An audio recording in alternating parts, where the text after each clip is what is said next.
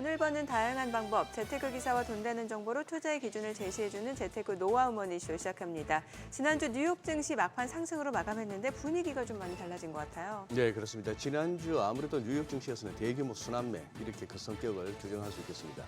그동안 랠리를 펼쳤던 대형주에서 소외됐던 종목들로 수급이 이동하는 모습이 나타나는데요.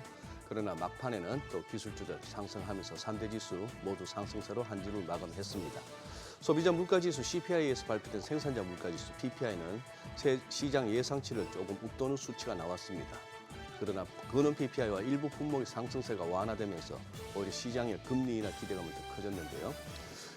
이런 가운데 우리 시간으로 어제 아침에 있었던 트럼프 전 대통령의 피격이 시장에 미칠 파장에도 많은 관심이 쏠리고 있습니다. 시장의 주도권 싸움 속에 예측할 수 없는 변수들의 등장까지 이번 주 시장도 잘 살피면서 대응하셔야겠네요. 우리 증시는 지난주 막판 좀 주춤하는 모습을 보였습니다. 네, 맞습니다. 연일 연고점을 경신하며 2,900선에 근접했던 코스피가 지난주 금요일에는 하락으로 돌아섰습니다. 미국 기술주 급락 여파가 컸던 상황인데요. 주말 동안 또 미국 금리 인하 기대가 강화된 가운데 이번 주에는 2,900선을 넘어설 수 있을지 증시타임에서 확인해 보겠습니다. 우리나라 경제의 주춧돌 역할을 담당해온 반도체 그리고 AI 열풍이 최근 주식시장을 넘어서 부동산 시장에까지 영향을 미치고 있다고 하죠. 네, 그렇습니다. 부동산 경매 시장에서도 AI 산업과 관련된 지역의 매물들 인기가 연일 치솟고 있다고 하는데요. 시세보다 저렴한 가격에 낙찰받아 토지 보상까지 챙기는 AI 시대 부동산 경매 투자법 하우먼에서 자세히 살펴보겠습니다. 네, 지금 보고 계신 머니쇼 유튜브에서도 라이브로 시청 가능하니까요. 많은 시청 부탁드립니다. 그럼 먼저 빠르게 돌아가는 글로벌 증시 상황부터 정리해 볼까요? 도지은 아나운서 소식 전해주시죠. 굿모닝 마켓입니다. 주말 사이 트럼프 후보 피격 사건으로 전 세계가 놀란 가슴을 쓸어내렸습니다. 이번 사건으로 대선 방향이 어떻게 변화할지 또 그에 따라 시장은 어떻게 반응할지 귀추가 주목됩니다. 우선 지난주 금요일 뉴욕 증시는 전날 하락을 딛고 반등에 성공했습니다. 다우지수가 0.62%, S&P 500이 0.55% 올랐고 나스닥은 0.63% 오르면서 3대 지수 일제히 상승 마감했습니다. 대형 기술주들 위주로 온 저가 매수세가 유입됐고 다우지수도 막판까지 4만 선 사수하는 모습 보였는데요. 다른 우량주들까지 골고루 시장이 전체적으로 함께 올라줬습니다. 시총 상위주들도 흐름 보시면 등락이 갈리는 모습이었습니다. 마이크로소프트 같은 경우 0.25% 하락하면서 2위로 내려왔고요. 애플이 1.31% 상승 마감했습니다. 엔비디아도 1.44% 오르면서 인텔이나 마이크론 등 다른 반도체 종목들 대체적으로 긍정적인 흐름 보였습니다. 이어서 구글을 0.28%, 아마존도 0.29% 하락 마감했습니다. 6위부터 10위도 보시면 메타의 경우 일부 보고서에서 온라인 광고 감소 우려가 높다고 발표되면서 2.70% 정도 하락했고요. 반면 일라이릴리는 1.53% 올랐습니다. 이 시총 상위주들 이외에도 2분기 실적 발표한 JP모건과 시티그룹은 각각 1.2%, 1.8% 하락했습니다. 모두 시장 예상치 웃도는 실적 내놨지만 주가는 하락을 했고요. 웰스파고 같은 경우 대출 추정 시 부진과 순이자 마진 둔화 소식에 6% 넘게 무려 하락을 했습니다. 한편 테슬라는 하락 출발했습니다만 8월 8일 로보택시 행사에 대해 일론 머스크 CEO가 긍정도 부정도 하지 않고 미즈호가 목표 주가를 상향 조정한 점, 또 6월 글로벌 전기차 판매량이 증가한 점 등 긍정적인 소식 반영해서 2.99% 상승했습니다. 이어서 리비안과 루시드 등 다른 전기차 관련주들도 금리 인하 기대감이 이어가면서 강세 보였습니다. 우선 CPI에 이어 발표된 6월 생산자 물가지수 PPI 보시면 0.2% 상승하면서 시장 예상치 0.1% 상승을 웃돌았습니다. PPI가 중요한 이유는 PCE에 반영되는 몇 가지 항목이 존재하기 때문인데요. 현재 CPI보다 소비 심리를 더 잘 반영하고 있는 PCE 중요도가 올라가는 시점인 만큼 세부 항목 변화도 중요하겠습니다. 다행히 식품과 에너지 그리고 무역 서비스를 제외한 핵심 생산자 물가지수가 전월 대비 0.2%에서 보합으로 둔화됐습니다. 이처럼 물가 안정이 진행되고 무엇보다 PCE에 반영되는 일부 품목도 안정을 찾은 점 등을 두고 시장은 9월 금리 인하 가능성이 여전히 유효하다고 판단했습니다. 미국 소비자들의 자신감을 반영하는 소비자 심리 지수는 소폭 하락했는데요. 미시간대에서 조사한 결과에 따르면 7월 소비자 심리 지수 예비치가 66.0으로 지난 6월 확정치 대비 더 하락했습니다. 향후 경기에 대한 전망을 나타내는 소비자 기대 지수도 67.2로 나오면서 역시 전월 대비 하락했지만 시장은 금리 인하가 이루어진다면 기업들에게 도움이 될 것이라는데 보다 더 집중한 모습입니다. 소비자 심리지수가 위축되자 달러 약세가 확대되고 금리 하락이 진행됐습니다. 국채 금리는 단기물 중심으로 하락세 이어갔는데요. 2년물 같은 경우 4.45%, 10년물은 4.18%대까지 하락했습니다. 그러던 중 주말 사이 공화당 대선 후보인 도널드 트럼프 전 대통령이 유세 중 총격으로 부상을 당했다는 소식 전해졌습니다. 미 대선 국면이 송두리째 흔들릴 것으로 예상이 되고 있는데 물론 미국은 역사적으로도 현직 혹은 전직 대통령이나 선거 유세 중인 대통령 후보가 총을 맞는 일이 비일비재했습니다. 이번 사건에서 중요한 점은 트럼프 후보가 사진에서 보시는 것처럼 이 총격 사건이 있은 이후 바로 주먹을 치켜드는 퍼포먼스를 했고 동요한 군중을 직접 진정시켰다는 겁니다. 이 질문이 계속해서 머릿속에 떠오르는데요. 과연 바이든 대통령이었다면 어땠을까? 여러모로 민주당에 불리해지고 있는 상황들 누적되고 있습니다. 베팅 사이트에 반영된 트럼프 후보의 대선 승리 확률은 60%에서 70% 수준까지 급등했습니다. 사건 이후 비트코인도 6만 달러 선 가까이까지 급등하기도 했습니다. 본격적으로 시작된 실적 시즌과 더불어 미 대선 이슈까지 변수가 참 많습니다. 어수선한 분위기일수록 어느 곳에 관전 포인트를 두고 시장이 움직이는지 이번 주 흐름 지켜보셔야겠습니다. 굿모닝 마켓이었습니다.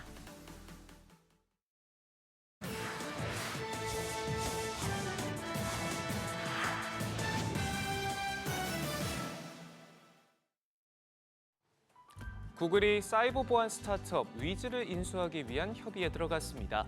이번 거래는 230억 달러, 우리 돈 31조 6천억 원 수준으로 회사 역사상 가장 큰 규모입니다. 구글의 선택을 받은 위즈는 설립된 지 불과 4년밖에 안 된 사이버 보안 솔루션 스타트업인데요. 하지만 올해 초 단숨에 10억 달러를 조달하는 데 성공하면서 머스크의 xAI와 코어브 등과 함께 떠오르는 유니콘으로 주목받고 있습니다. 인공지능 대세 흐름 속 AI 스타트업들의 몸값이 천정부지로 치솟는 가운데 빅테크들은 앞다퉈 세력 넓히기에 나서고 있는데요. 최근 몇 년간 별다른 움직임 없이 몸을 사리던 구글도 단숨에 역대급 베팅에 나서면서 본격적인 몸집 불리기에 나선 모습입니다. 주력 사업인 검색 광고 분야가 반독점 소송에 시달리고 있는 데다 경쟁사들이 너도나도 AI 흐름에 올라타며 뱃머리를 돌리고 나서자 사업 다변화, 특히 클라우드 부분에 집중하고 있는데요. 이 같은 노력 덕분인지 최근에는 선두 아마존 웹 서비스와 함께 한국 공공 클라우드 시장 진출을 위한 보안 인증 단계를 밟는 등 영역을 넓히고 있습니다.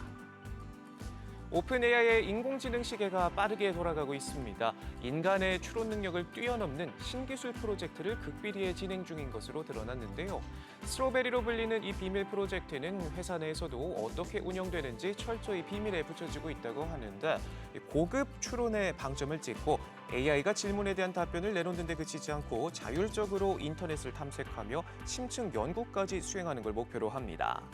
기존의 챗GPT 같은 대규모 언어 모델들은 방대한 데이터를 학습해 내용을 요약하고 질문에 답을 제시하지만 인간이 직관적으로 할 수 있는 상식이나 인과관계를 파악하는 데는 한계를 보여왔는데요. 이를 뛰어넘는 인간처럼 사고하는 추론 능력을 탑재해 사람의 지능을 뛰어넘는 수준으로 진화하기 위한 첫 단추를 깨는 모습입니다. 미국 최대 통신업체 AT&T에서 대규모 고객 정보 유출 사건이 또 발생했습니다. 데이터를 보관하던 클라우드 플랫폼이 해킹을 당해 통화와 문자 기록이 포함된 1억 900만 개의 고객 계정 데이터가 유출됐는데요. 통화나 문자 내용 자체, 또 개인정보는 포함되지 않았지만 연락한 번호와 횟수 등이 고스란히 노출돼 해커들이 특정 번호를 가진 개인을 식별할 수도 있다는 우려가 나오고 있습니다. AT&T의 대규모 해킹 사건은 이번이 처음이 아닙니다. 지난 3월에도 사이버 공격으로 7,300만 명의 고객 정보가 다크웹에 유출됐고 그보다 앞선 2월에는 미국 전역에서 휴대전화 통화가 먹통이 되는 통신 장애를 일으키면서 보안 이슈로 골머리를 앓고 있습니다. 일론 머스크의 우주기업 스페이스X가 오랜만에 체면을 구겼습니다. 주말 사이 쏘아올린 팰컨9 로켓이 이례적으로 발사에 실패했는데요. 그간 300차례도 넘게 6,000개의 스타링크 위성들을 하늘에 올려놨는데 알 수 없는 이유로 2단 엔진에 이상이 생기면서 최종 궤도에 도달하지 못했습니다. 이번 사고로 8년 동안 이어진 무사고 발사 기록도 막을 내렸고 또 당분간 원인 조사와 당국의 승인이 떨어질 때까지 발사도 중단되는데요. 이 여파로 이달 말 팰컨9 유인 우주비행 일정도 밀리게 될 것으로 보이고요. 올해 148회를 목표로 역대 최대 발사 기록을 세우려던 계획에도 차질이 생길 것으로 보입니다. 지금까지 글로벌 비즈였습니다. 지난주 금요일 이슈가 있었던 업종 살펴보는 기업 이슈 시간입니다. 지난 금요일에 우리 시장은 반도체주가 약세를 보이면서 숨고르기에 들어갔지만 금리 인하에 대한 기대감에 중소형주의 수급이 몰렸는데요. 어떤 업종이 빨간불을 켰는지 확인해 보겠습니다. 삼성전자가 미국 DNA 분석 장비 기업 엘리먼트에 투자했다고 밝혔습니다. 이는 최근 삼성전자가 의료용 AI 사업을 확대하고 있는 와중에 나온 소식인데요. 이번 투자로 인해서 회사 측은 관련 사업에 더욱더 집중할 것으로 보입니다. 엘리먼트가 유치한 2억 7,700만 달러, 우리 돈으로 약 3,800억 원에 달하는 투자에 삼성전자를 비롯해 여러 기업들이 함께 참여했습니다. 엘리먼트는 업계 최고 수준의 정확도를 가진 DNA 시퀀싱 기술을 가진 기업으로 이 기술을 활용해 선천적인 유전 특성을 파악해 질병을 미리 예방할 수 있고요. 또 질병에 따른 맞춤형 치료법을 개발할 수 있다고 합니다. 삼성전자는 이 같은 엘리먼트의 DNA 분석 기술에 AI 역량을 접목시켜서 의료기기에서 디지털 헬스까지 폭넓은 분야에서 사업 기회를 모색할 계획이죠. 또 이외에도 최근 삼성전자는 갤럭시 링과 워치, 스마트폰에도 헬스케어 기술을 접목시키면서 디지털 헬스케어 사업 강화에 강한 드라이브를 걸자 의료 AI 관련주들이 뛰었습니다. 뷰노가 12.7%, 코어라인 소프트가 9.02% 올랐고요. 딥노이드가 5.46% 상승했습니다. 또 이외에도 신테카 바이오와 루닛이 모두 4%대 상승세를 기록했습니다. 금요일장에서 로봇주도 일제히 강세 흐름을 보였는데요.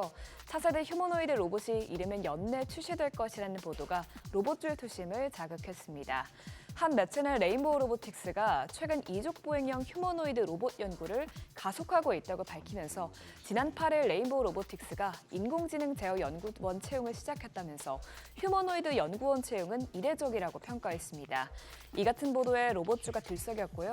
또 이외에도 두산 로보틱스가 기업 공시를 통해 건설기계를 생산하는 두산 밥켓을 완전 자회사로 합병한다는 소식도 주가에 긍정적인 영향을 미쳤습니다. 두산 밥켓은 미래 먹거리로 무인 자동화 건설기계 개발을 모색하고 있어 이 과정에서 두산 로보틱스와 시너지가 강화될 수 있고요. 또 두산 밥켓은 매년 1조 원이 넘는 영업이익을 내고 있기 때문에 자금력을 통해서 두산 로보틱스의 사업을 확장하는 데 도움이 될 수 있다는 이점이 있기 때문입니다. 마감상을 보면 이 소식에 두산 로보틱스가 23.92% 올랐고요. 대동기어가 16.11%, 휴림 로봇이 13.45% 상승했습니다. 이외에도 SP 시스템스와 RS 오토메이션이 모두 4% 넘게 올랐습니다. 최근 유럽연합으로부터 문매를 막고 있는 애플이 과징금 폭탄을 피하기 위해 이르면 이달 말부터 사실상 유럽 전역에서 애플페이 외에 다른 결제 방식을 허용하기로 했습니다. 그동안 애플은 아이폰의 자사기기에서 애플페이만을 허용했었는데요. 유럽연합의 반독점 규제 압박에 결국 애플이 또 하나의 폐쇄 서비스 체계를 포기했습니다. 이로써 유럽 아이폰 이용자들은 애플페이 외에도 알파벳의 구글페이나 삼성의 삼성페이도 사용할 수 있게 될 전망이죠. 이번 조치는 유럽연합 27개국을 포함한 유럽 전역에서 10년간 유지되고요. 또 애플이 약속을 이행하지 않으면 연간 전체 매출의 최대 10%까지 과징금과 또 일일 매출의 5%에 대한 이행 강제금이 부과될 수 있다고 유럽 집행위는 밝혔습니다. 이 같은 이슈에 삼성페이 관련주부터 카카오페이까지 강세를 보였는데요. 디니틱스가 7.65%, 코나아이가 6.57% 올랐고요. 카카오페이도 3.78% 뛰었습니다. 이외에도 갤럭시와 머니트라가 2.67%, KG 이니시스가 1.21% 상승했습니다. 제약바이오주가 이제 상승 추세를 탄 걸까요? 최근 신약 개발 호재부터 바이오시밀러 시장 확대까지 여러 호재가 나오면서 제약바이오주가 상승폭을 키우고 있는데요. 지난 금요일에 나온 이슈 살펴보면 먼저 유한양행은 폐암 항암 신약 렉나자의 미국 FDA 승인 기대감이 커지면서 주가가 큰 폭으로 뛰었습니다. 이번 FDA 승인 여부는 8월에 나올 예정인데요. 증권가에서 유한양행의 FDA 허가 가능성이 크다고 밝힌 것이 투자 심리를 끌어올렸습니다. 또 한편 최근 국내 바이오시밀러 시장이 커지고 있는 가운데 알테오젠의 첫 바이오시밀러 제품이 중국에서 판매 허가를 받았다는 소식도 전해졌습니다. 이는 허셉틴 바이오시밀러 제품으로 항암 항체 치료제 중 하나인데요. 알테오젠이 중국으로부터 허셉틴에 대한 품목 허가를 승인받으면서 약 1조 5천억 원으로 추정되는 로열티 수령이 기대된다고 합니다. 이 같은 소식에 제약바이오주에 수급이 몰렸는데 라파스가 25.08%, 큐리언트가 19.01% 뛰었고요. 한올바이오파마도 12.1% 올랐습니다. 또 이어서 소식이 나온 유한양행이 7.47% 상승했습니다. 지금까지 지난 금요일 이슈 살펴봤습니다. 참고하셔서 오늘장 투자에 도움되시길 바랍니다.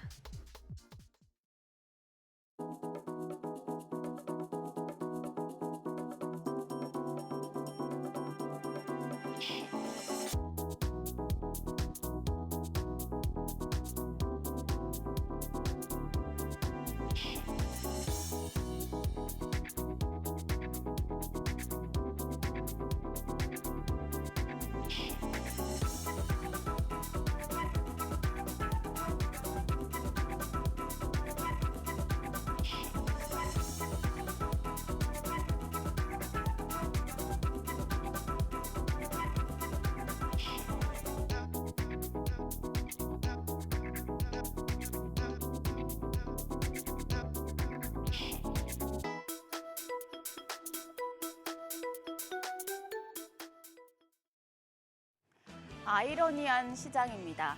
금리 인하 기대는 더 커졌는데 미증시처럼 우리도 약세를 면치 못했습니다. 희소식이 오히려 투자자들의 차익 실현을 촉발시켰습니다. 그래서 일단은 2,800선에서 지지력을 시험하는 구간이었는데요. 이번 하락이 2보 전진을 위한 일보 후퇴였을지 지난주 시장부터 복귀하시죠. 양시장 모두 내렸습니다. 코스피가 4거래일 만에 약세로 전환됐습니다. 1.19% 하락해 2,857포인트. 코스피가 이렇게 1% 이상 빠진 건 30거래일 만에 처음이었습니다. 여기에 코스닥도 3거래일 연속 내렸습니다. 0.24% 하락해서 850선 간신히 지켰습니다. 그동안 시장을 이끌던 반도체주에서 차익 실현 물량이 대거 출회된 영향이 컸습니다. 수급 마감 상황 보시죠. 상승 랠리를 보여주던 유가증권 시장을 흔든 건 외국인이었습니다. 바이코리아를 이어가던 외국인이 지난주 금요일에는 5,500억 원이 넘는 대량의 매도 물량을 내놨습니다. 8거래일 만에 순매도를 기록하며 시장에 하방 압력을 줬고요. 개인 같은 경우에 4,729억 원, 기관이 842억 원, 사자세를 나타냈지만 지수의 하락을 방어하지 못했습니다. 코스닥 시장에서는 정반대 모습이 나타났습니다. 외국인이 사고 개인과 기관이 동반 팔자세를 취했는데요. 외국인이 851억 원 순매수하면서 지수의 하단을 방어해줬습니다. 시가총액 상위 종목 마감 상황 보시죠. 그동안 많이 올랐던 종목이 많이 빠졌습니다. 특히 인덱스 차원의 대표 주자인 삼성전자와 SK하이닉스가 급락하면서 지수에 큰 타격을 줬습니다. 삼성전자가 3.65% 낙폭을 기록하며 84,400원, 삼성전자 우선주도 4% 넘게 하락했고요. SK하이닉스가 3.32% 큰 폭의 조정을 받으면서 23만 3천 원에 거래를 마쳤습니다. 여기에 한때 현비디아로 불리던 현대차도 2.51% 약세였습니다. 그나마 고금리 부담 완화의 바이오 쪽이 괜찮았습니다. 삼성 바이오로직스와 셀트리온 1% 내외의 상승세 기록했습니다. 코스닥 시장에서도 그동안 많이 올랐던 종목은 조정을 받았고 낙폭이 컸던 종목들이 상승했습니다. 에코프로비엠과 에코프로가 나란히 3%대 강세 기록했고요. 헬스케어 섹터 내에서는 알테오젠이 1% 넘게, 셀트리온 제약이 2.7%가량 상승했습니다. 반면에 HLB가 5.69% 약세 이어갔고 삼천당 제약도 3.4% 추가적으로 조정을 받았습니다. 환율은 소폭 올랐습니다. CPI 발표가 있었지만 큰손 결제 수요가 유입되면서 우리 주식시장 정규장 마감 시간 기준으로 달러 대비 원화 가격 80전 오른 1,379원 60전에 거래를 마쳤습니다. 그런데 역외 환율 같은 경우에는 1,375원 10전 선까지 소폭 내렸는데요. 오늘 외환시장 조금 조정을 받으면서 출발할 가능성이 높겠습니다. 연고점을 높여가던 우리 시장은 이번 주에 그동안의 과열을 해소할 전망입니다. 미 증시처럼 순환매가 나타난다면 소외됐던 업종이 주목받을 수 있다는 전망도 나오는데요. 이번 주에는 파월 의장의 입, 유로존의 CPI와 연준 베이지북, ECB 기준금리 등 매크로 이벤트와 함께 미국 기업들의 실적과 산업별 이벤트 미리 체크해 두셔야겠습니다. 현지 시간 화요일에 미국 은행들의 실적이 나오고 우리 시간 수요일로 체코 원전 우선 협상 대상자가 발표되는데요. 은행과 원전주에 영향을 줄 수 있겠습니다. 목요일에는 NC소프트가 신작 오픈 베타 테스트를 진행하고 금요일에는 가상자산 이용자 보호법이 시행됩니다. 개임과 가상자산 관련주의 모멘텀이 될 수 있겠습니다. 오늘은 일본 증시가 하루 쉬어가고요. 중국에서는 3중 전회가 열립니다. 18일까지 열리는데 3중 전회에서 나오는 내용들이 아시아 시장권에 영향을 미칠 수 있겠습니다. 한편 오늘 코스닥 시장에는 바이오 기업인 엑셀세라퓨틱스가 신규 상장합니다. 2800석 지지력 테스트 계속해서 이어질지 체크하시죠. 지난주 마지막 거래일 시간 외 거래에서는 HLB 관련주가 강했습니다. 신약 개발 기업 HLB가 가남 신약 리보세라닙 관련 허가 서류를 오는 9월에서 10월 다시 제출한다고 밝혔기 때문인데요. 제어가 검토 기간이 길어질 것이란 전망도 있지만 HLB 제약과 HLB 생명과학, HLB까지 모두 상승했는데 오늘 장에서도 이런 흐름 이어질지 지켜보시죠. 우리가 쉬는 사이에 트럼프 전 대통령의 피격 사건 등으로 세계 정세가 요동치고 있습니다. 정치적, 경제적으로 복잡한 시장, 미증시에서는 기술주 중심의 강세 흐름이 우량주와 소형주로 전환되고 있다는 조짐이 보인다는 분석도 있는데요. 우리 시장도 반도체 말고 다른 종목들로 순환매가 더 돌지 확인이 필요하겠습니다. 지금까지 어제장 오늘장이었습니다.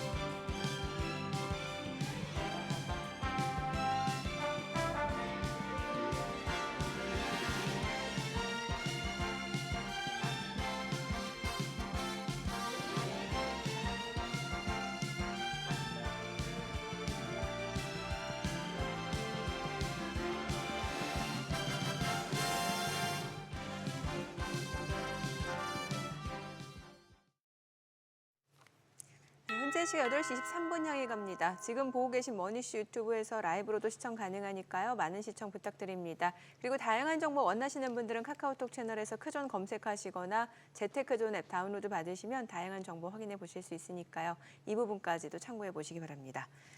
지금 최근 들어서 뉴욕 시장 분위기가 약간 달라진 상황이고 이 가운데 이제 트럼프 전 대통령 피격 사건까지 이어지면서 뭔가 좀 시장 불확실성은 또 한층 커진 것 같다는 생각이 드네요. 네, 그렇죠. 네. 예. 어제 뭐 우리 국내 언론도 트럼프 대통령의 유세중 그 피격 사건 굉장히 비중 있게 다뤘습니다만 네. 뭐 저 같은 경우는 보면서도 정말 그 현실감이 안 다가오는 게 이게 지금 영화인지 현실인지 어떻게 좀 아찔하죠. 생각하기 힘든 상황이 예. 진짜 우리 눈앞에서 벌어지고 있고 우리가 당대에 또 살고 있습니다. 정말 일찌감치 회자되던 그 얘기들이 하나씩 현실로 드러나니까 겁이 나네요. 그 다음 수순은 진짜 전쟁인가 싶기도 하고 뭐 그런 상황인데 지금 정민 앵커 말씀하신 대로 지금 이제 시장도 약간 뭔가 좀 분위기가 달라지는 와중에 저런 어떤 정치적인 그러게요. 변수까지 이제 들어오니까 당장 좀 막연하죠. 이게 예. 지금 어떤 식으로 시장이 전개되고 저 사건만 하더라도 어떻게 영향을 미칠지 네네네. 딱 잡히지는 않는 그런 상황입니다. 뭐 지금 평가 여러 가지 예측으로는 뭐 보수층은 결집하고 중도층도 트럼프 전 대통령으로 돌아설 수 있다 이런 얘기가 나오고 있는데 그건 사실 뭐 어디까지나 예측이다 보니까 그러니까요. 또 뚜껑을 네. 열어봐야죠. 예. 또 이제 월요일 또 시작해봐야겠네요. 바로 모셔보도록 네. 하죠. 디멘전 투자자문 투자부문 송세경 대표님 함께합니다. 어서 오세요. 어서 오십시오. 안녕하세요. 뭐 시장 얘기 전에 이 무더위에 어떻게 지내십니까 요즘? 예, 저희 딸이 고3이라 예. 딸 뒷바라지하면서 보내고 있습니다. 아니 그럼 송 대표님도 대치동에 계시는군요. 송 대표님도 대치동에서 그냥 시간을 많이 보내시고 배회하고 있습니다. 배회하고 계시나? 길거리 차 안에서 아유 참네. 그 도로 차 안. 예. 맞죠? 그 아빠의 수고나 고생을 다 알아줄라나 모르겠다 나중에. 네. 딴 거 없어요. 저가 나중에 당해봐야 돼. 지 자식들한테. 아니 저기 네. 대표님 뭐 순서상 네. 우선 워낙에 뭐 충격적인 뉴스라서 트럼프 그러게요. 대통령의 피격 사건부터 여쭤봐야 되겠지만 그래도 지난주에 뭔가 뉴욕 증시에 살짝 색깔 변화가 있는 것 같아서 한번 어떻게 보셨는지 정리하고 가시죠. 예, 맞습니다. 지난주가 진짜로 변동성이 어마어마한 이게 시장에서 정말 기대했던 소비자 물가 지수가 예상보다 많이 하락하면서 큰 기대를 가졌었는데 시장은 의외로 매도세로 사실은 네. 대응을 했다는 것이 큰 의미가 있을 것 같고요. 또 반면에 이따 뭐 보겠지만 오히려 이제 로테이션에 대한 기대감 이게 이제 규모, 사이즈든 아니면 섹터 이 업종의 그런 로테이션이 좀 본격적으로 시작되는 일종의 변곡점이 아닌가라는 기대. 아직은 뭐 이틀밖에 안 네, 지나서 네. 이번 주를 좀 지나봐야 되겠지만 오히려 그것은 좀 건전한 일정 부분의 그런 변화일 수 있어서 그건 좀 충분히 이따가 같이 논의하면서 한번 네. 지켜볼 필요가 있을 것 같습니다. 예, 그 트럼프 전 대통령 그 연설중 피격 사건 이 부분은 금융시장이라든지 아니면 그 트럼프 전 대통령의 당선 가능성이 어느 정도 영향을 미칠 거라고 보세요? 일단 사실 테러에 대해서 이것을 투자와 연결하는 게 참 좀 뭐랄까 그렇죠. 불편한 예. 얘기긴 하지만 예. 어쨌거나 시장에 드러난 것만 놓고 보면 말씀 주신 대로 베팅 시장에서는 트럼프의 당선 확률이 급등을 했습니다. 안 그래도 높았었는데 60%대에서 70%까지 네. 급등을 했고요. 어제 제가 봤어도 정말 인상 깊은 두 가지 사진. 하나는 그 피격 직후에 그 단상 밑으로 꿀려서 이렇게 그 상당히 좀 고통스러워하는 표정. 네. 그 다음에 단상을 내려오면서 영웅적인 모습. 예. 그 두 사진이 아마 11월까지 엄청나게 도배가 될 거고요. 좀 드라마틱했죠. 사실. 이건 누가 그렇게 정말로 냉정하게 표현했던데 이거는 아무리 돈을 들여도 만들 수 없는 그럼요. 소위 이제 선거 포스터를 얻은 거라서 그렇게 놓고 보면 이제 트럼프의 당선 확률이 높고 이것이 결국은 시장에 지금 당장 영향을 미치는 거는 엄청난 혼란이기보다는 지금 당장 보면은 선물 시장에서나 그러니까 예. 그 환율 시장에서는 큰 반응을 하고 있지는 않는 것 같습니다. 유일하게 지금 반응을 하고 있는 건 미국의 10년물 국채가 좀 올라가고 있더라고요. 결국은 국채 수익률이 좀 오르더라고요. 유일하게 지금 맞아요. 조금 변동을 하고 예, 있는 건 예. 미국의 10년물 국채 수익률이 오르고 이것은 결국 트럼프의 적자 예산이 시장에 영향을 줄 것이라는 것이 그나마 시장에 반응되는 것이라 봐야 될 것 같고요.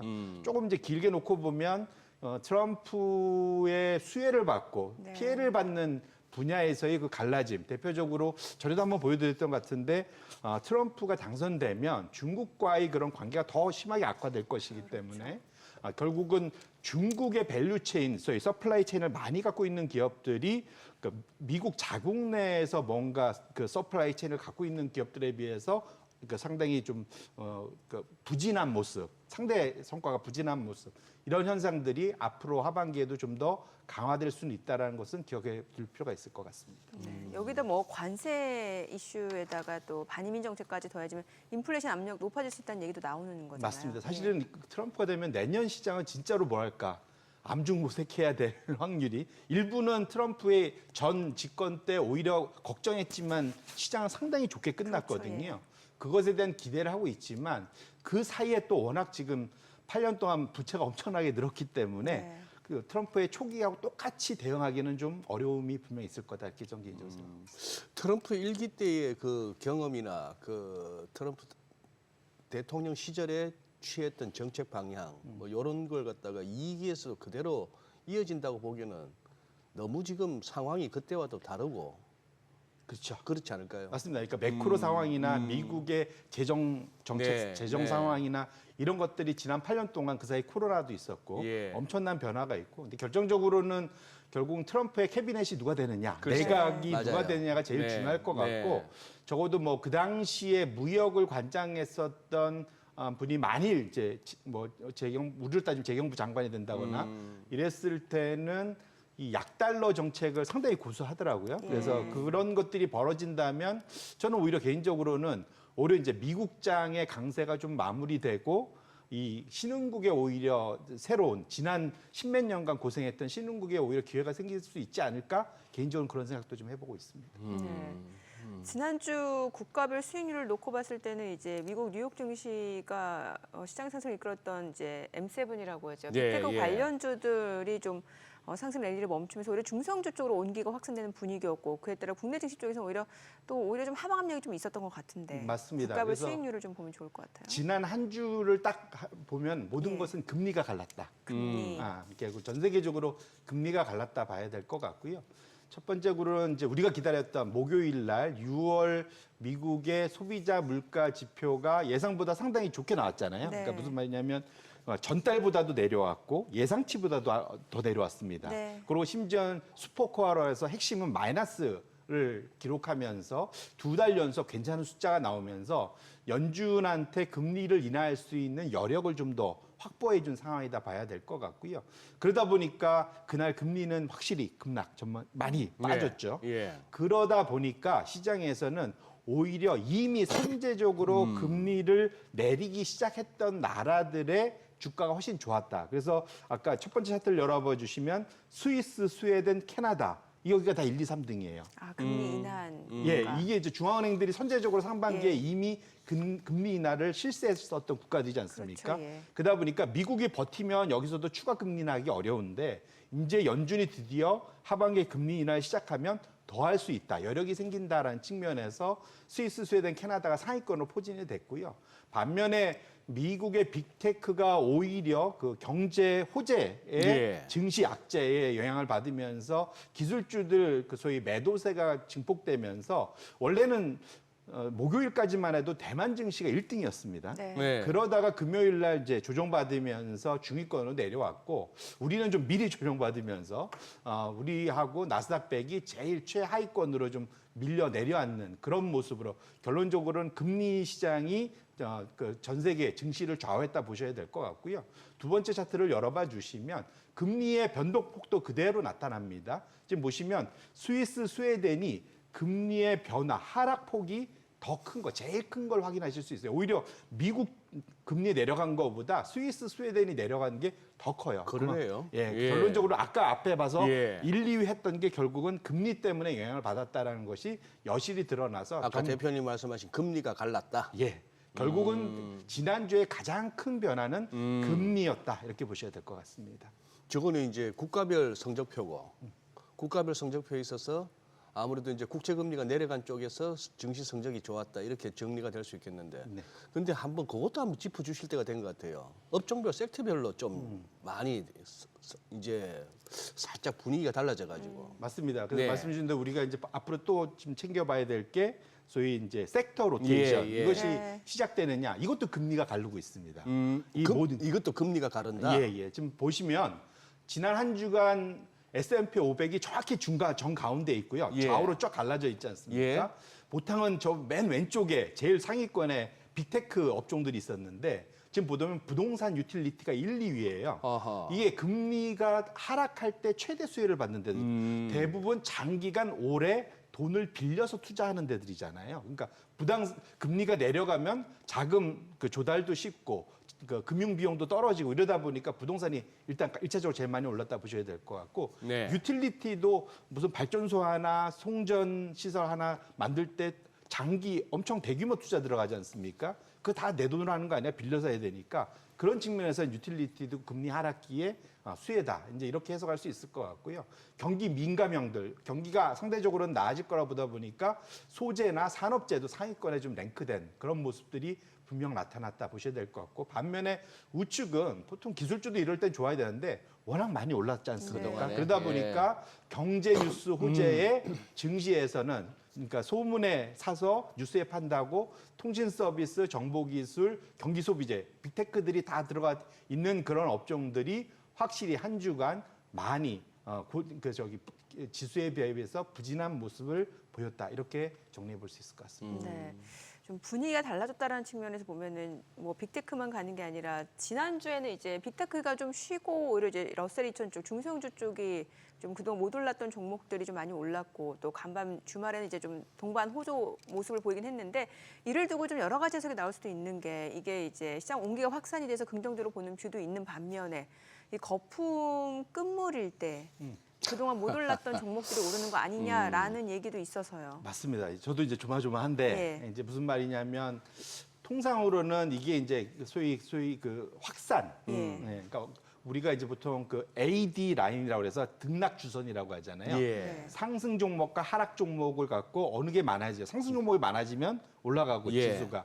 상승 종목이 하락 종목이 더 많아지면 떨어지고 그런데 최근 들어서 이것이 완전 벌어졌었거든요. 워낙 쏠림 현상이 심하다 보니까. 그런데 이제 드디어 등락 주선이 미국도 다시 이제 우상향으로 지난 주말 목금 동안 이제 늘어났거든요. 네. 이런 것들이 이제 시장의 소위 이제 확산, 온기 확산 뭐 이렇게 해석할 수도 있는데 거꾸로 그러면 이게 돈에 그러니까 내 현금 여력이 있으면 기존 빅테크는 내비두고 그렇죠. 예. 그러고 이제 중소형주 사면 예. 그러면 이제 전체적으로 다 같이 올라가는데. 해피 막 이렇게 낼 수가 있을 텐데 지금 문제는 그 소위 이제 운용사들이나 개인들이나 꽉꽉 채워갖고 지금 주식을 갖고 있는 상태에서 네. 뭘 헐어서 덜어내서 만약에 이제 섹터 로테이션을 해야 된다면 상당히 쏠림으로 많이 올라갔던 부분이 조정을 받지 않을까라는 우려는 분명 나타날 수 있고요. 대표적으로 그것이 지난주 목금 동안 나타난 지수 표시입니다. 이게 마치 누가 일부러 갈라놓은 것처럼 글쎄. 소형주는 이게 예. 이렇게 일부러 그리기도 어렵습니다. 예. 소형주는 목금 사이에 이렇게 올라가면서 사실상 거의 6% 이상 올라갔고 오히려 지금 대형주 S&P 500이나 나스닥 100 기술주의 대표주는 보합선 사실은 좀 올라갔다가 지금 다 떨어져 갖고 나머지 이틀간은 마이너스로 끝났거든요. 네. 그리고 금요일도 사실은 회복을 쫙 보이려다가 네. 한 반 정도 빠져서 그러게요. 이제 마무리가 됐잖아요. 그런 측면에서 놓고 보면 확실히 목금 동안 앞으로 전반적으로 좀 변화가 있지 않을까라는 기대감을 분명 가질 수 있을 것 같고요. 이게 그 다음에 보시면 사이즈를 보려면 제가 소형주만 보여드렸는데 다음 차트를 보시면 초소형주라는 게 있습니다. 초소형주? 마이크로 캡이라고. 예. 이제 러셀 2000에서도 작은 1000개랑 시가총액에서 제일 작은 거 1000개 합친 예. 게 이제 마이크로 캡이라는 건데 초소형주는 지난주에 8% 이상 올라갔어요. 한 주에. 엄청나게 그쪽으로 이제 쏠림이 좀 심해졌던 거죠. 그다음에 소형주, 그다음에 동일가중. 그 말은 뭐냐면 M7보다 나머지 493개가 훨씬 더 많이 올랐다 보셔야 될 것 같고 나스닥도 동일가중이 나스닥 100 시가총액 가중보다는 훨씬 더 좋았다. 결론적으로는 확실히 쏠림 현상이 지난주 한 주 동안 좀 해소가 되고 있다는 측면으로 볼 수 있고 펀더멘탈리도 해석해 보면 아까 금리하고 또 연결돼 볼 수 있는데 저희가 그 소형주가 지난주에 보시면 중대형주에 비해서 적자 기업이 엄청 많아졌다. 네. 제가 그런 말씀드린 적이 있습니다. 이 기업들이 금리가 떨어지면 아무래도 부채에 대한 부담이 줄어들잖아요. 그러니까 그런 측면에서 초소형주나 소형주가 상대적으로 이런 레버리지, 그러니까 부동산과 소형주가 올라가는 것은 결국은 금리 하락의 최대 수혜가 되기 때문에 이런 현상이 나타난 거다 보셔야 될 것 같습니다. 예.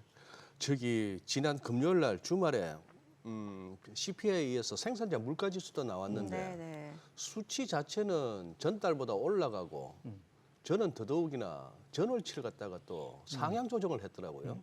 뭐 5월 달에는 마이너스 0.1%인가 뭐 그래 놓은 걸 갖다가 플러스 0.1인가 2로 돌리고 아니 이러면 매달 그 지표 보고 거래할 수밖에 없는 시장인데 데이터를 갖다 자꾸 한 달 만에 발표하면서 이렇게 완전 플러스 마이너스가 바뀌는 정도로 발표를 해버리니 혹시 PPI가 저렇게 나온다면은 저 부분은 어떻게 보십니까? 지금 6월까지는 그런 대로 인플레는 좋았다라고 했는데 예.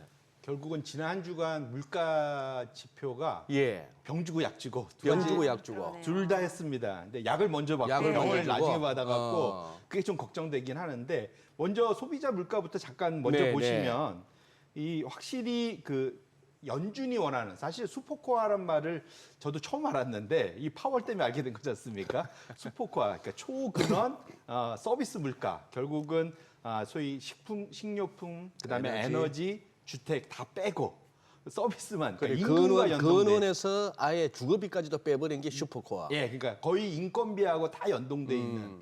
근데 그런 것이 지금 보시면 제가 이렇게 하이라이트를 해놨는데 2달 연속 전월 대비 마이너스로 갔다. 이거 상당히 의미 있거든요. 예. 이거는 확실히 미국의 고용 시장이 약화되는 것이 그대로 지금 연결이 돼서 서비스 아하, 물가가 예, 떨어진다. 예. 이거 상당히 좀 뭐랄까, 그러니까 연준이 원하는 아. 그런 효과가 이제 확실히 이제 드디어 2년 만에 나타나고 있거나 그런 측면에서 보면은 연준이 금리를 인하할 수 있는 용기, 자신감을 확실히 줄 수 있는 거다 보셔야 될 것 같고요.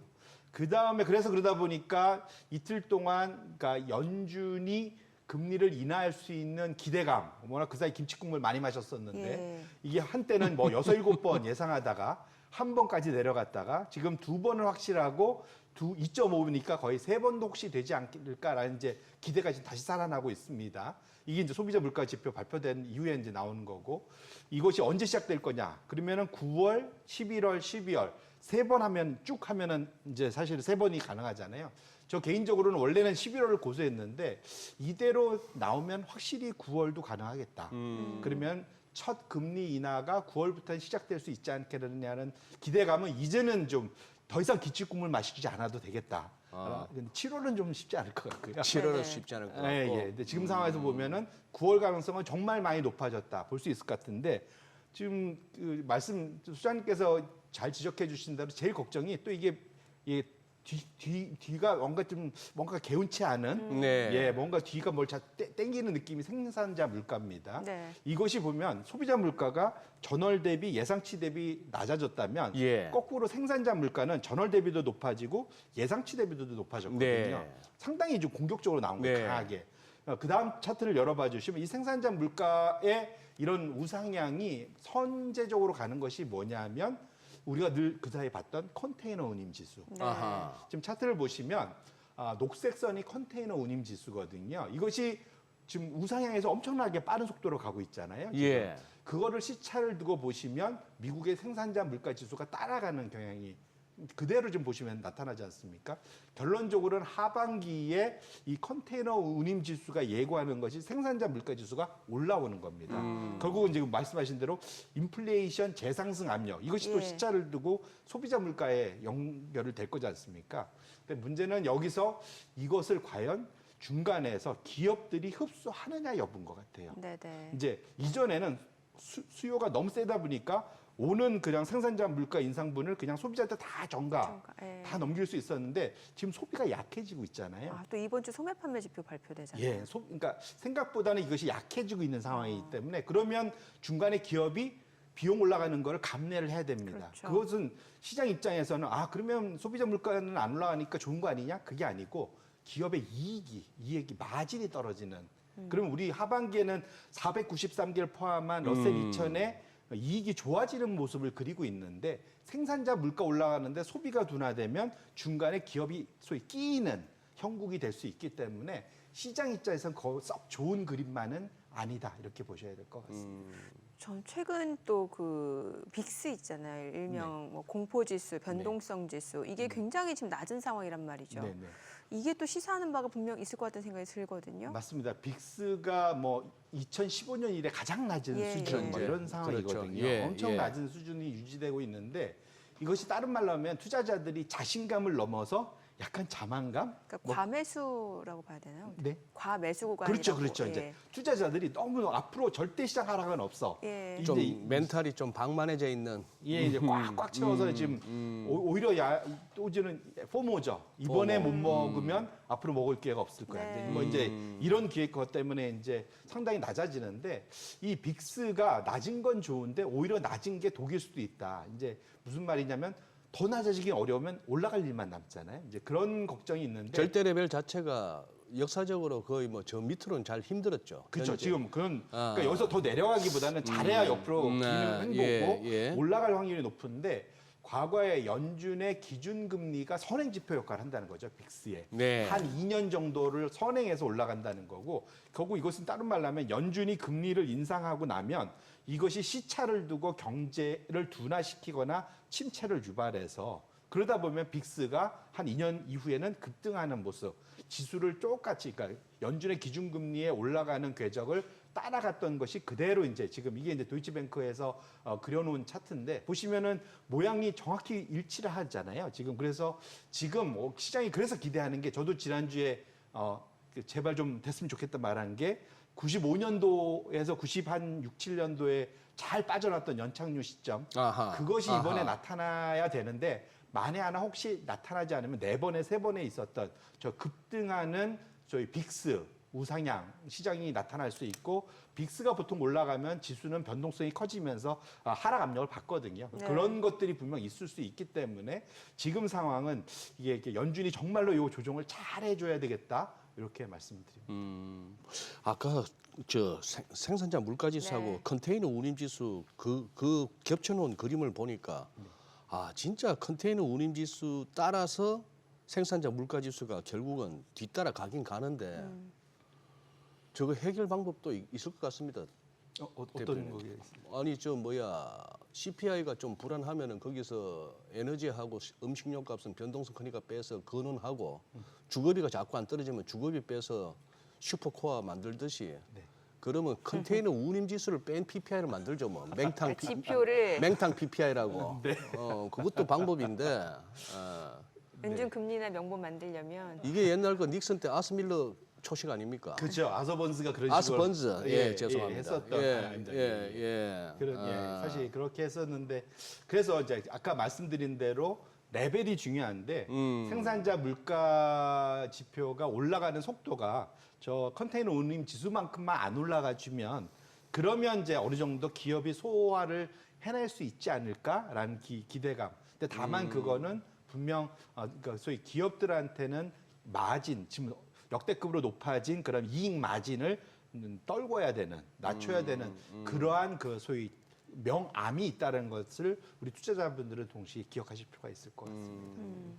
동시효과 보기 전에 그냥 뭐 지표 점검 마지막으로 한번 하시죠. 저기 소비자 미시간대 소비자 소비 심리 지수도 나왔는데 네네.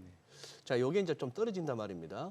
시장 예상보다도 낮고 그만큼 소비자들이 조금 이제 위축된다는 얘기인데 네네. 이게 그동안에는 마냥 좋은 소식이었어요. 네. 그러면 연준이 금리 내려줄 거야. 네네.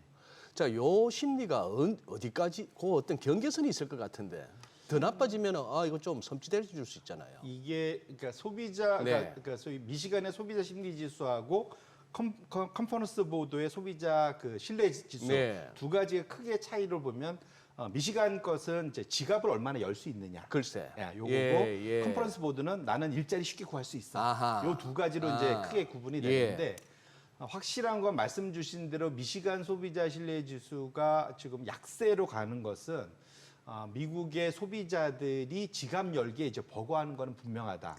그것이 특별히 지금 미국에 우리가 계속 논의했던 저소득층은 확실하게 어려움을 겪고 있는 것 같고요.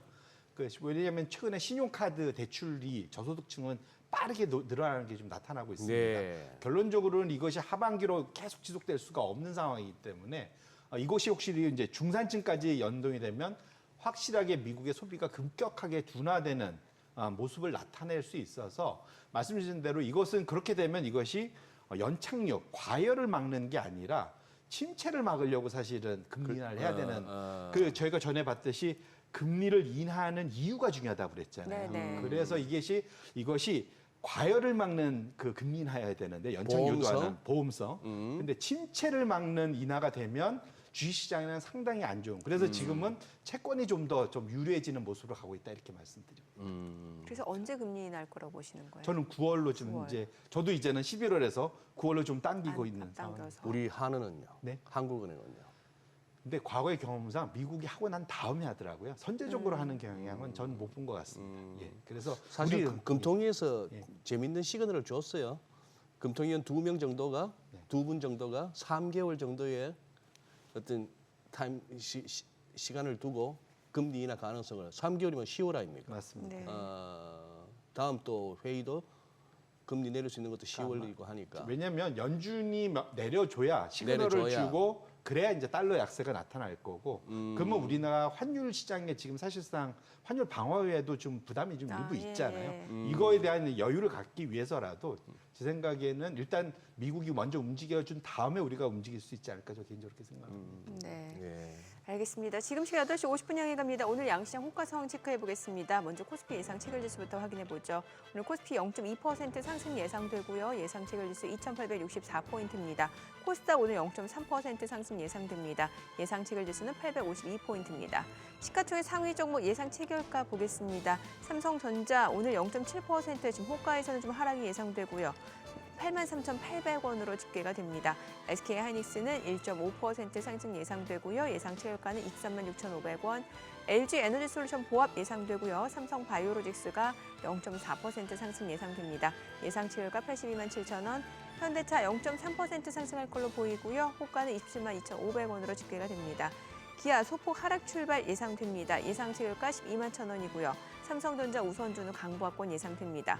셀트리온이 0.8% 상승할 걸로 보이고요. 호가는 지금 194,400원. KB금융 1.6% 상승 예상됩니다. 예상 체결가 88,400원이고 포스코홀딩스도 1.4% 상승 예상되고요. 호가는 397,500원으로 집계가 되고 있습니다.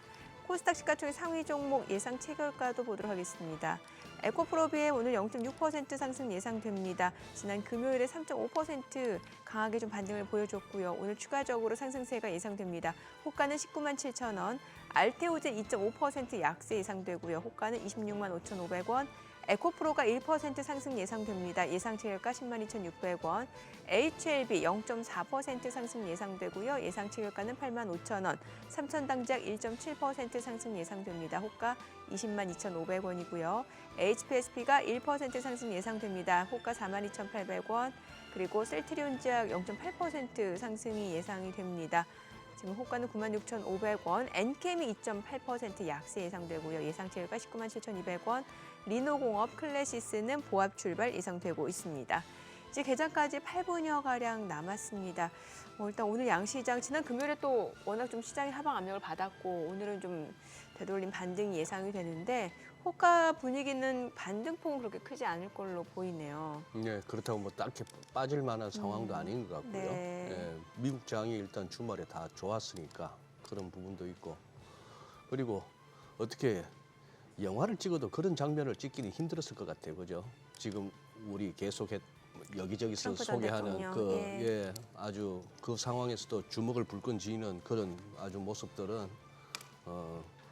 그게 뭐 시장에 크게 영향을 뭐랄까요? 뭐 시장에서 도망가야겠다는 느낌을 주는 사진은 아니지 않습니까? 상황도 그렇고 그런 상황인데 그냥 보합 정도.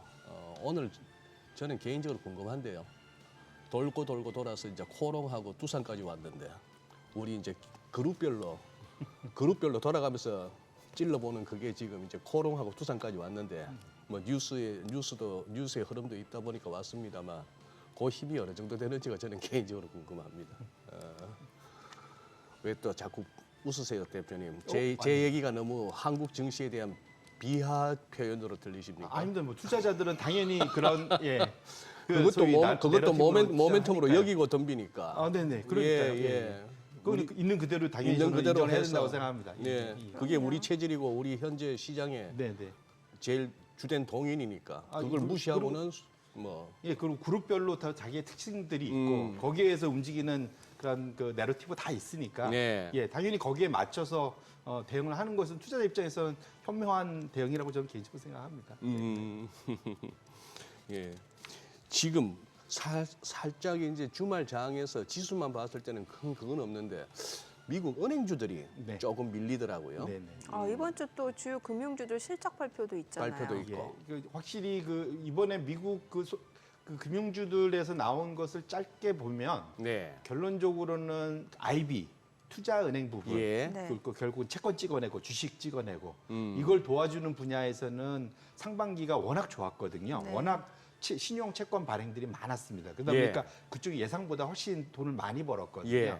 반면에 소비자 부분, 어. 소비자 대출 부분은 둔화됐거든요. 예. 예, 이게 분위기가 안 좋고 딜리컷이라고 그래갖고 연체율도 많이 늘어나고 이런 것들이 기본적으로는 앞으로 소비자 부분이 좀 지속적으로 좀 안 좋아지겠구나. 근데 뒤로 가면 지금 역대급으로 낮아진 신용 스프레드 이것이 그 트리플 C 쪽은 이미 좀 올라가기 시작했고 지금 더블 B나 그 아래쪽 그 중간쯤 되는 부분들이 버티고 있는데 하반기 가면 결국 이것이 따라 올라가지 않겠냐라는 걱정들이 분명히 있거든요. 그래서 그런 것들 때문에 상반기보다는 하반기에 대한 전망이 금융사들이 강하게 못 내주다 보니까 그러다 보니까 우리가 아시겠지만 호실적에 불구하고 전망이 불투명해지면 주가가 많이 떨어지지 않습니까?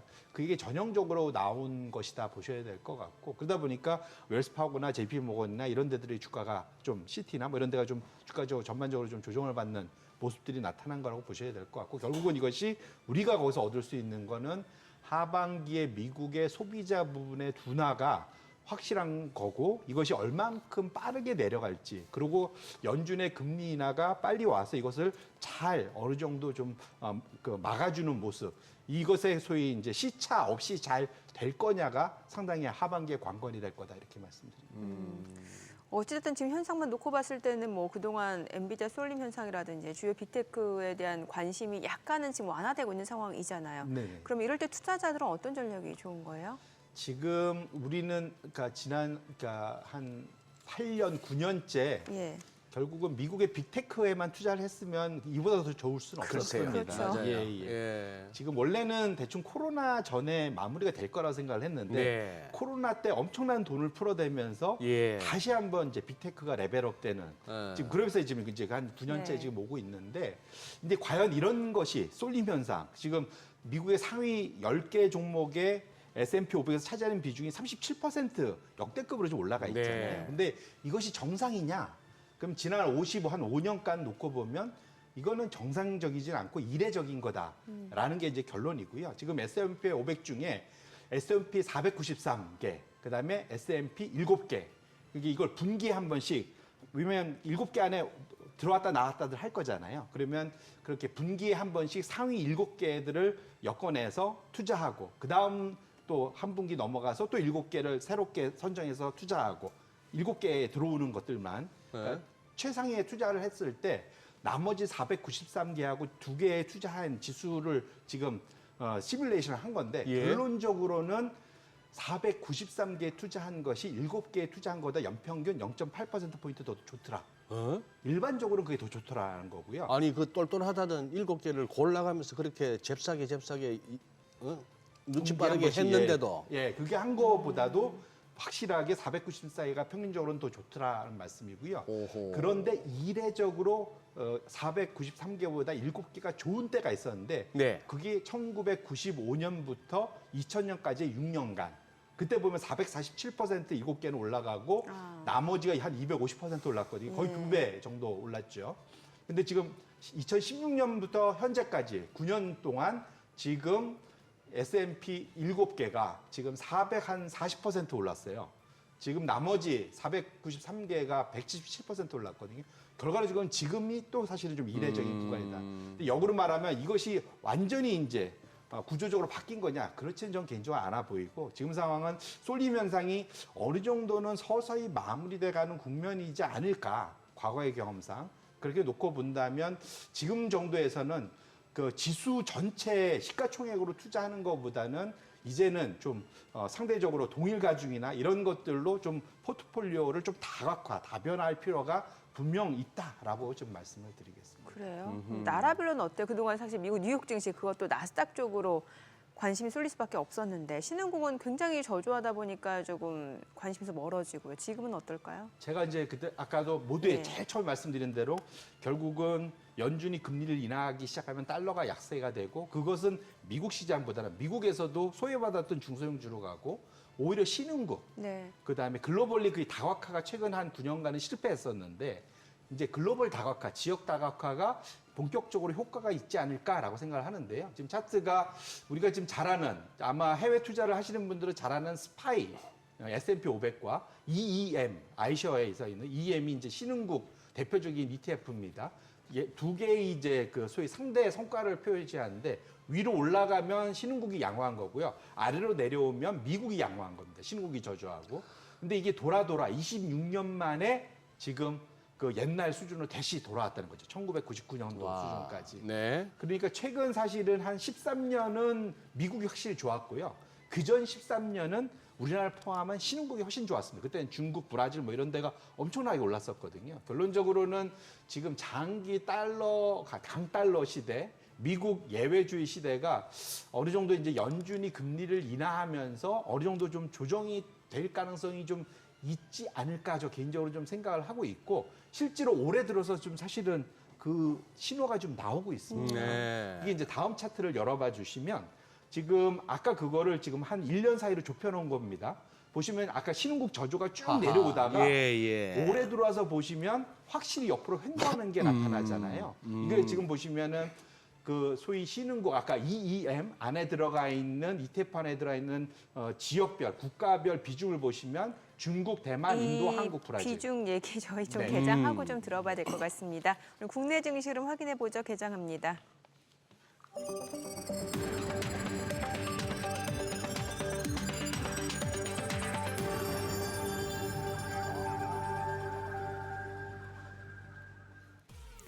네, 7월 15일 월요일 국내 증시 개장했습니다. 지난주 후반에는 이제 미국 대형주, 주요 기술주들 급락 여파로 국내 증시가 그 문매를 고스란히 받는 상황이었는데 주말에는 또 간밤 뉴욕 증시 3대 지수 모두 상승으로 마무리가 됐습니다. 금리 인하 기대감이 지금 더 커지고 있는 상황에서 이제 정치적인 변수라고 볼 수 있는 트럼프 전 대통령의 피격 사건이 또 금융시장이라든지 전반적으로 이제 대선에서의 어떤 영향을 미칠지 좀 관심이 모아지고 있는 상황이고요. 이번 주에는 소매 판매 지표 발표도 예정이 되어 있습니다. 챙겨봐야 될 뉴스들이 굉장히 많은 상황인데 오늘 국내 증시 양시장 출발 지수 보도록 하겠습니다. 코스피가 0.4% 올라갑니다. 2,870포인트, 코스닥도 0.29% 상승합니다. 852포인트입니다. 시가총액 상위 종목 시초가 보겠습니다. 삼성전자가 오늘 0.47% 상승합니다. 84,800원이고요. SK하이닉스 보합이고요. LG 에너지솔루션 0.2% 떨어집니다. 372,000원. SK하이닉스 0.4% 상승 보여주네요. 삼성 바이오로직스가 0.6% 올라갑니다. 828,000원. 현대차도 0.5% 올라갑니다. 273,000원이고요. 기아가 강보합권으로 121,500원. 삼성전자 우선주도 강보합권이네요. 셀트리온이 1.5% 상승합니다. 191,700원이고요.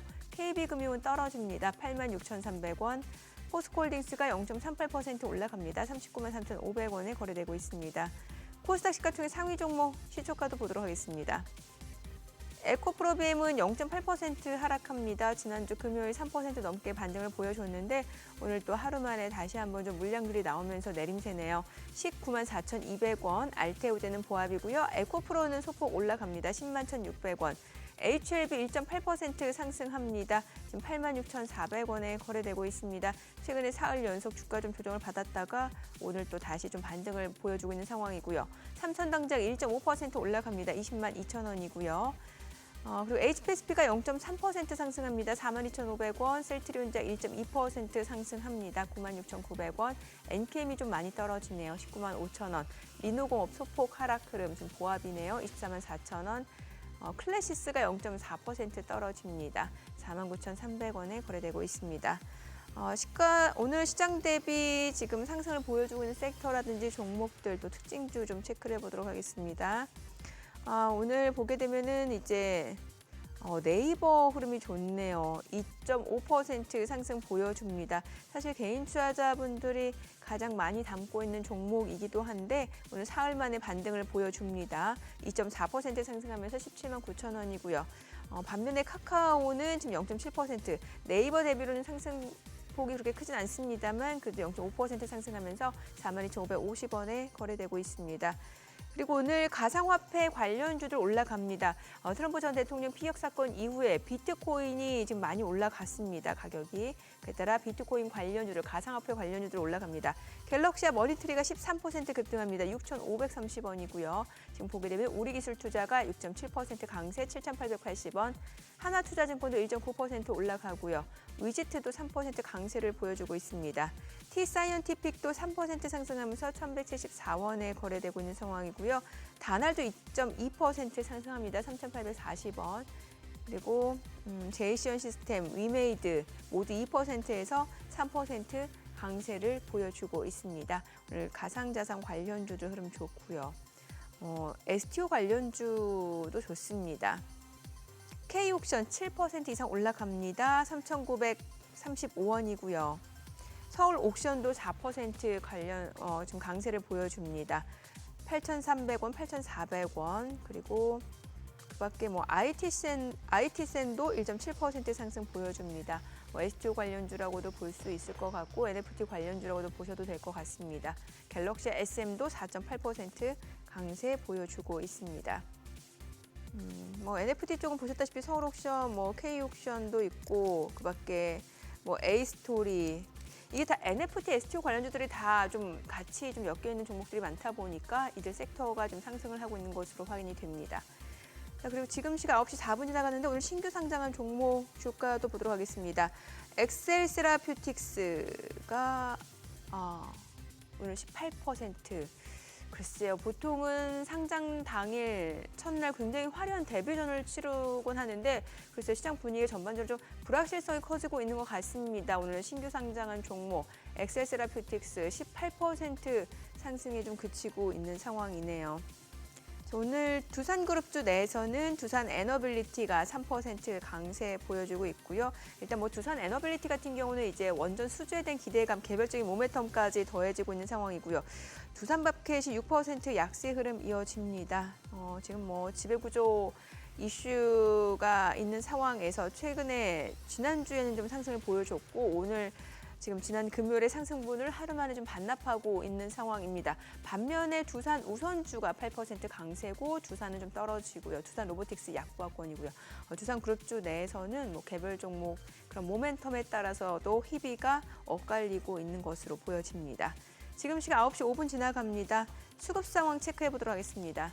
오늘 유가증권 시장에서는 개인과 기관이 삽니다. 각각 294억 원, 215억 원 순매수고요. 외국인은 553억 원 매도 우입니다. 코스닥에서 개인 투자자 순매수 보여줍니다. 435억 원 순매수, 외국인과 기관은 각각 265억 원, 114억 원 매도 우위를 나타내고 있습니다. 환율 체크해 보도록 하겠습니다. 지난주 금요일 오후 3시 30분 기준으로 저희 좀 알려드리고 있는데 달러 환율은 1원 90전, 1원 85전 하락한 1377원 90전에 지금 현재 흐름 이어지고 있습니다. 환율 자체는 좀 떨어지고 있는 상황이고 시장 반등폭 제한적인 상황이네요. 예. 지난주 주말에 1379원에 근처에서 마감하고 또 요즘 헷갈리셨잖아요. 그죠? 네. 저기 뭡니까? 우리 시간으로 새벽 2시. 네. 그러다 보니까 이게 그거 하고 예. 그다음에 새벽까지 이어지는 NDF 시세까지 그렇죠. 3개 정도를 체크해야 되는데 마지막 NDF 시세는 한 75원 정도였습니다만 막상 개장하니까 79원이고 지금 문제는 거래가 거의 체결 안 되네요. 비드오퍼가 쭉 서로 벌어져가지고 네네네. 딜러들도 모르겠나 봐요. 이게 달러를 사야 되는 상황인지 그렇죠. 팔아야 되는 상황인지 예. 그냥 멀찌감치 서서 그러니까 체결이 잘 안 되고 있는 그런 상황이 됐습니다. 어떻게 지금 대표님 개장 초 흐름 어떻게 보십니까? 우리 반도체는 괜찮아 보이는데. 지금 정중동 아니겠습니까? 정중동. 왜냐면 아직 이벤트가 어떤 방향으로 튈지는 결국 미국장이 열려봐야 알지 않겠습니까? 그러다가 오늘 일본이 쉬니까 증시가 쉬니까 그렇죠. 네. 지금 달러엔 환율은 제법 밀렸는데 네네네. 지금 한 이틀 연속 개입한 거 아니냐 네네. 이런 상황이 돼서 158엔대 초반이다 보니까 이게 162엔 근처까지 갔던 놈이 여기까지 내려왔으니 근데 지금 일본장이 장은 안 열렸습니다만 니케이 자체는 선물은 나쁘지 않네요. 강보합이고 네. 그런 상황이 되었습니다. 아까 이거 말씀 중에 또 이거 지수 마이너스로 가나 어쨌거나 아까 하시던 말씀 마저 한번 듣고 싶은데 예. 네. 그래서 이게 워낙 이제 우리나라 시장이 또 장기간 또 헤매다 보니까 이게 이제 서학개미가 어마어마하게 많이 들었잖아요. 맞아요. 가장 최근에 제가 체크해봤을 때 126조 원 해외 나가 있는 와. 예. 아. 그래서 지난 5년 사이에 5배인가 7배인가 이렇게 늘었더라고요. 보니까 엄청나게 늘었는데 이것이 이제 워낙 미국이 나홀로 강세를 보이다 보니까 그랬습니다. 근데 기대감을 갖게 하는 게 확실히 올해 들어와서는 지난 13년간 내리 예. 신흥국이 저조하다가 예. 올해 들어와서는 좀 이게 짧은 기간이긴 하지만 13년 중에서 지금 6개월 보고 있으니까 이게 바닥을 잡았다라고 이제 자신 있게 말할 수는 없지만 지금 보시면 여기에 그 소위 비중으로 보면 중국, 대만, 인도, 한국, 브라질 비중으로 보면 25%, 둘이 한 19% 정도, 우리나라가 이제 한 12% 비중을 갖고 있는데, 그 MSCI 신흥국 지수 안에 지금 이게 들어가 있는 겁니다. 근데 수익률을 보시면 항생이 연초에 7%, 대만, 인도는 뭐 압도적이죠. 미국보다 앞섰으니까. 대만이 33%, 인도가 11%. 지난주 조정 봤어도 뭐 이 정도 올라갔고, 우리나라도 어쨌든 연초 이후에 지금 최근 한 달 뭐 반 정도가 좋긴 했지만 한 7%. 결론적으로는 십시일반으로 상위 4개 그 지역 나라들의 주가 수익률이 호조를 보이면서 지금 미국 시장에 맞서서라는 표현은 그렇지만 어느 정도 이제 유사한 성과를 보이고 있기 때문에 네. 여기서 이제 달러가 약세로 돌아서고 미국에서의 그러한 성과가 좀 둔화될 거라고 생각한다면 그쪽에서 자금이 빠져나올 수 있는 그러한 변곡점으로 서서히 가고 있는 거 아닌가? 이런 저 개인적으로 약간은 바람 섞인 기대를 좀 해보고 있다 이렇게 말씀드립니다. 저 지금 저거는 이제 최근 걸 갖다 좀 현미경을 들이대서 보신 거고, 네. 요 앞에 슬라이드가 조금 큰 그림이었는데, 네네. 저건 직관적으로 봤을 때 이제 신흥국이 좋은 쪽으로 돌아설 수밖에 없다는 직관을 주는 차트예요 지금. 예, 사실 저도 2020년도 아마 여기 제가 첫 방송 출연했을 때 그쯤이었는데 네. 저는 그때가 거의 바닥이라고 생각했거든요. 신흥국이 저조했던 게. 이제 미국에서 빠져서 한국으로 와야 될 때가 되지 않았을까? 또 내지는 아시아권으로 와야 될 때가 되지 않았을까 생각을 했는데 코로나 직후에 미국이 어마어마한 돈을 풀어대면서 그러게요. 사실은 그것이 좀 더 확장이 지난 3년간, 4년간 더 된 거거든요. 근데 이제는 이제 미국이 드디어 금리를 되돌리려고 하고 있는 상황이다 보니고, 그다음에 그렇게 보면 달러의 좀 강한 강세가 상당 기간 오래됐기 때문에 여기에 대해서 일종의 되돌림 현상도 분명 있을 수 있는 그런 구간으로 서서히 가고 있는 거 아닐까 저 개인적으로 그렇게 생각을 해요. 저 그림만 봐서는 지금 이제 미국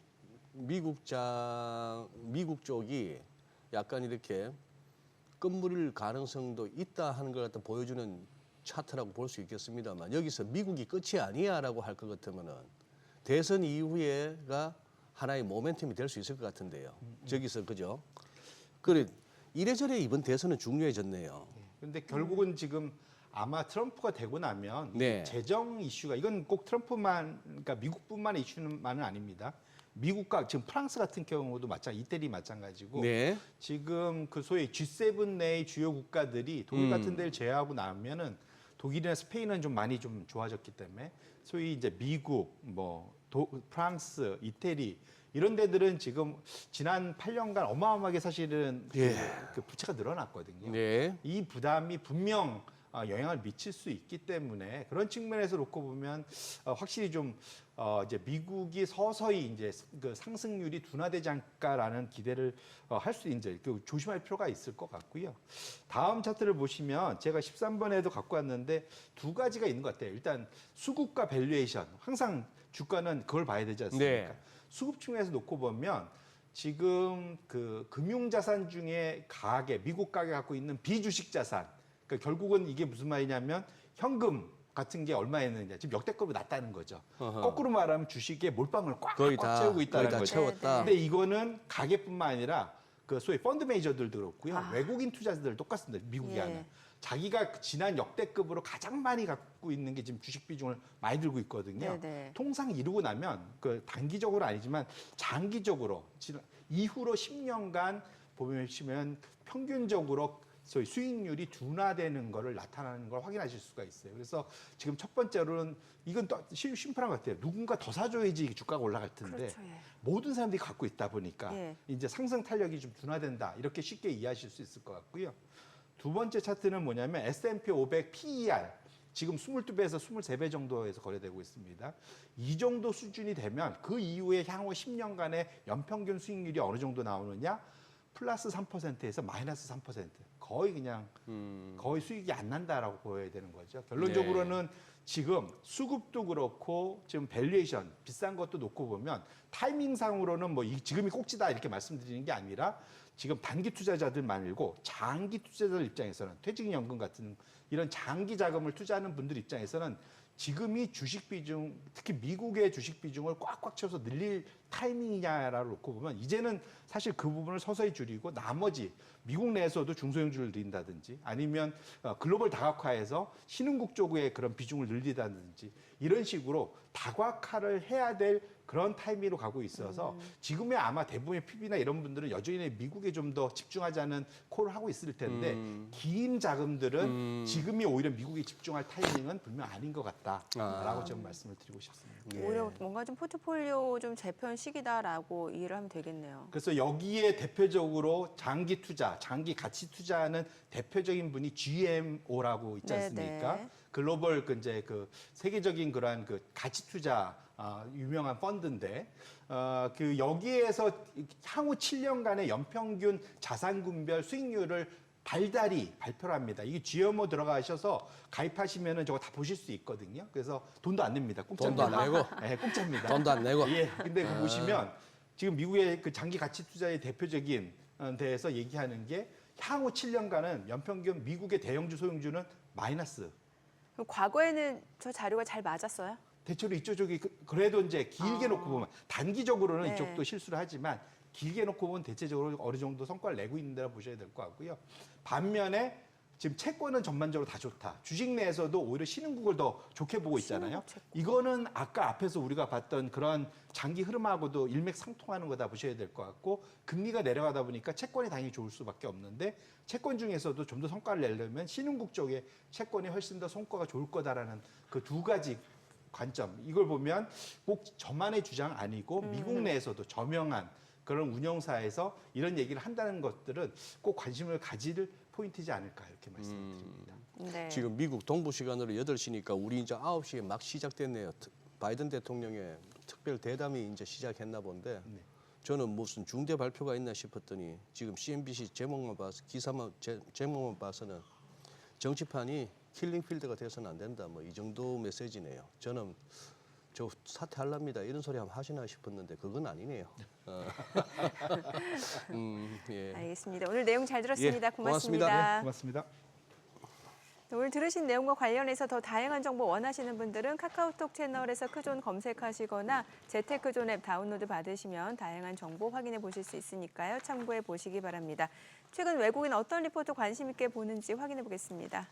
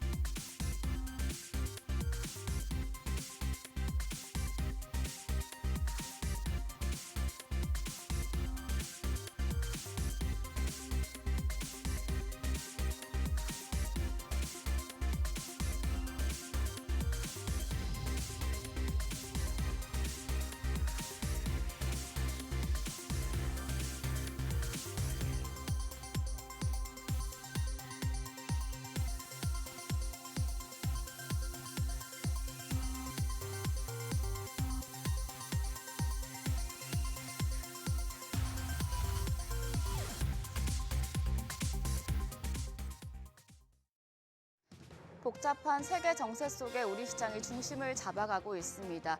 오늘 다소 보합권에서 좀 움직임 보여주고 있는데요. 코스피 보합으로 2,857선, 코스닥은 추가적으로 소폭의 약세 보여주고 있습니다. 0.2% 내림세로 848포인트 전개되고 있습니다.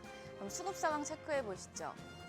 유가증권 시장 매매 동향입니다. 오늘도 외국인이 팔고 있습니다. 외국인 992억 원의 매도 우위 기록 중이고 기관이 330억 원, 개인이 691억 원 사자 포지션 취하고 있습니다. 코스닥 시장 매매 동향입니다. 코스닥에서는 양 매도가 나옵니다. 외국인이 422억 원, 기관이 170억 원의 매도 물량을 내놓고 있고요. 코스닥 시장에서도 개인이 670억 원 순매수 나타내고 있습니다. 업종별 등락률 확인해 보시죠. 오늘은 우주항공과 국방업종, 그리고 건강관리, 기술, 양방향 미디어와 서비스 업종이 올라갑니다.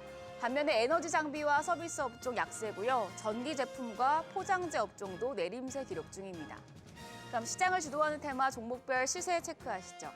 오늘은 트럼프 전 대통령의 피격 사건으로 영향을 받을 수 있는 업종과 종목들이 올라가고 있습니다.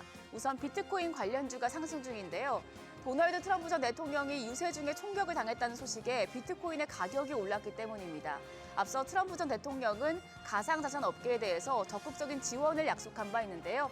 이 소식에 관련주 중에서 갤럭시와 머니트리가 17.3% 질주 중입니다. 거래가는 6,780원이고 우리기술투자 5.15% 올라갑니다. 7,760원에 거래되고 있습니다. 그 밖에 다날이 3%가량의 강세 보여줍니다. 3,860원. 위지트 역시도 3.19% 플러스권으로 거래되고 있습니다. 그리고 전자결제 관련주도 덩달아서 영향을 받고 있습니다. 전자결제 관련주 중에서 갤럭시와 머니트리가 포함이 돼 있고요. 인포뱅크가 6.13% 플러스권입니다. 8,800원. 다날이 2.8%, 쿠콘이 소폭의 강세 흐름 보여주고 있고 한국정보통신 1.54% 올라갑니다. 8,590원 선에서 전개되고 있습니다. 그리고 남북 경협주도 오늘장에서 주목을 받고 있습니다. 트럼프 전 대통령 재임 시절에 김정은 북한 국무위원장과의 대화가 있었던 만큼 트럼프 관련주로 부각이 되는 모습인데요. 경협주 중에서는 인디에프가 상한가 경신했고요. 일신석재가 거의 급등 중입니다. 23.46% 질주를 보여주면서 시세 분출 중인데 거래가 1,642원으로 잡히고 있습니다. 삼부토건이 4.52% 올라가면서 1,481원. 신원도 4% 넘게 올라갑니다. 1,401원이고 히림 역시도 4%가량의 오름세 유지 중입니다. 6,060원에 거래되고 있습니다. 마지막으로 요소수 관련주까지 살펴보시죠. 장 초반 대비해는 상승폭이 많이 축소된 상황이긴 한데요. 요소수 관련주는 트럼프 전 대통령 당선 시에 미중 갈등이 심화될 가능성이 있는데 그렇다면 중국이 요소수 통제 카드를 또 꺼내들 수 있기 때문에 부각이 됐었습니다. 관련주 중에서는 유니온 머티리얼이 4.12% 플러스권으로 2,655원, 유니온도 1.4% 올라갑니다. 5,030원이고요. 나머지 TKG 휴캠스나 KG케미칼, 롯데정밀화학은 장 초반에 비해서 지금 하락 전환된 모습 보여주고 있습니다. 오늘은 트럼프 관련주로 부각되는 종목들이 올라가지만 이제 지수 전체적으로 봤을 때는 다소 약한 흐름 보여주고 있는데요. 그렇다면 오늘장에서 눈여겨볼 업종 어떤 게 있을지 시장 대응 전략까지 세워보겠습니다. 오늘은 크라우드에셋의 노훈민 전문가 나오셨습니다. 전문가님 어서 오세요. 안녕하십니까.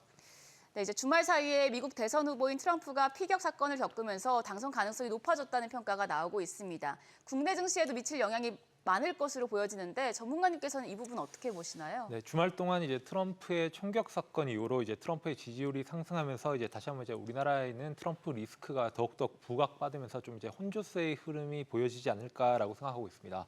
하지만 이제 트럼프가 대통령이 된다라면은 이제 트럼프의 정책주로 보였던 이제 원전이라든지 바이오라든지 가상화폐가 역시 이제 강세를 받을 것이라고 생각하고 있고 특히 원전 같은 경우에는 이제 트럼프의 정책 이후로도 이제 7월 17일에 있는 이제 체코 원전 이제 우선자 협상자 대상 선정 발표라는 모멘텀을 가지고 있기 때문에 기대감을 보여주고 있고 트럼프와 바이든이 모두 주장하고 있는 바이오 관련 이제 생물보안법이 연내 통과가 되는 것이 이제 유력해지면서 관련주 역시도 상승할 것으로 전망하고 있습니다. 네, 지금 말씀해주신 미국의 생물보안법도 시장의 이슈로 떠오르고 있는데 수혜가 예상되는 국내 바이오 기업 어떤 게 있을까요? 저는 대표적으로 이제 생물보안법의 수혜 기업으로 이제 삼성 바이오로직스와 이제 바이넥스를 주목하고 있습니다. 미국의 바이오 산업을 위해서 이제 본격적인 이제 중국 견제에 나서면서 이제 국내 바이오 이제 위탁 생산 기업 이제 CDMO 관련 기업들의 이제 주가가 이제 계속적으로 상승하고 있는데 세계 최대 규모를 자랑하고 있는 이제 미국 의약품 시장에서 이제 중국 기업과 이제 경쟁 관계에 있던 이제 국내 기업들이 이제 반사 이익에 들어갈 것으로 이제 전망하고 있습니다. 이 생물보안법 같은 경우에는 이제 바이든과 트럼프 모두가 주장하고 있는 부분이기 때문에 아마 어느 사람이 대통령이 되더라도 먼저 우선 통과가 되지 않을까라고 생각을 하고 있고 특히 이제 삼성 바이오로직스 같은 경우에는 미국 생물보안법 통과에 가장 이제 수혜가 될 종목이라고 이제 증권가에서 이제 예측을 하고 있습니다. 이제 미국 대형 제약사로부터 이미 지금 역대 최고이자 이제 지난해 수주의 이제 40% 이상 위탁 생산 수주 계약을 체결하였고 이제 향후에 이제 추가적으로 이제 수주 계약도 이제 논의 중으로 알고 있습니다. 그리고 바이넥스 역시도 이제 셀트리온 관련 이제 바이오시밀러 연관되어 있는 회사인데 메가 스케일의 이제 CMO의 풍선 효과로 이제 임상 샘플 이제 권역별 상용화 생산이 가능한 스몰과 미디엄 CMO로 부각받을 있을 것으로 전망하고 있습니다. 네, 개장 후에 방향성을 찾아가던 시장이 지금은 좀 하락 쪽으로 가닥을 잡은 모습인데요. 투자자분들 위해서 오늘장 대응 전략까지 세워주시죠. 일단 주말간에 이제 미국 이슈로 이제 오늘은 혼조세를 보일 가능성이 이제 높다고 보고 있습니다. 특히 이제 트럼프의 지지율이 상승함에 따라서 이제 계속적으로 증권가에서 혹시나라고 했었던 트럼프의 리스크가 계속적으로 부각받아서 조금 혼조세에 있는 시장 흐름이 이제 계속적으로 이어질 거라 생각을 하고 있고, 하지만 이번 주는 이제 우리나라 시장보다도 이제 미국에 있는 공화당의 전당대회라든지 아니면 미국의 소매 판매 지표에 따라서 관련주의 투심의 차이가 있을 것으로 생각을 하고 있습니다. 특히 이제 16일에는 이제 소매 판매와 17일에 산업 생산, 그리고 18일에는 TSMC의 이제 실적 발표가 예정되어 있는데요. 이와 관련하여서 우리나라의 국내 화장품 관련주라든지 혹은 이제 TSMC와 연결되어 있는 반도체 관련주의 투심이 부각받을 것으로 전망하고 있습니다. 이제 7월 같은 경우에는 7월 FOMC의 긴급 금리 인하가 이제 파월이 암시함에 따라서 계속적으로 시장에 대한 기대감은 이어갈 것으로 전망하고 있지만은 이번 사건을 계기로 이제 미국의 대선 결과가 더욱더 우리나라 시장에 영향을 미치는 사건이 될 것으로 이제 전망하고 있습니다. 네, 지금까지 업종과 대응 전략 알아봤습니다. 전문가님 오늘 말씀 고맙습니다. 감사합니다.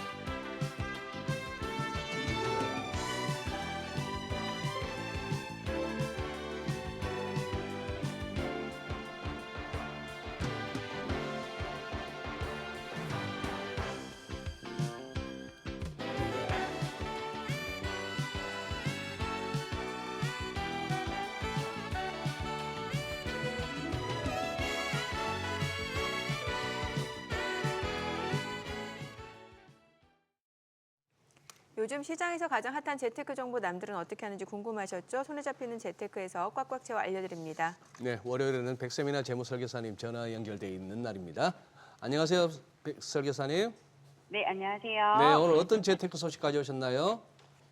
인천시가 저출생 극복과 신혼부부 주거 문제 해결을 위한 I+, 집들임 정책을 발표하며 1천억 규모의 천원주택 제공 계획을 밝혔습니다.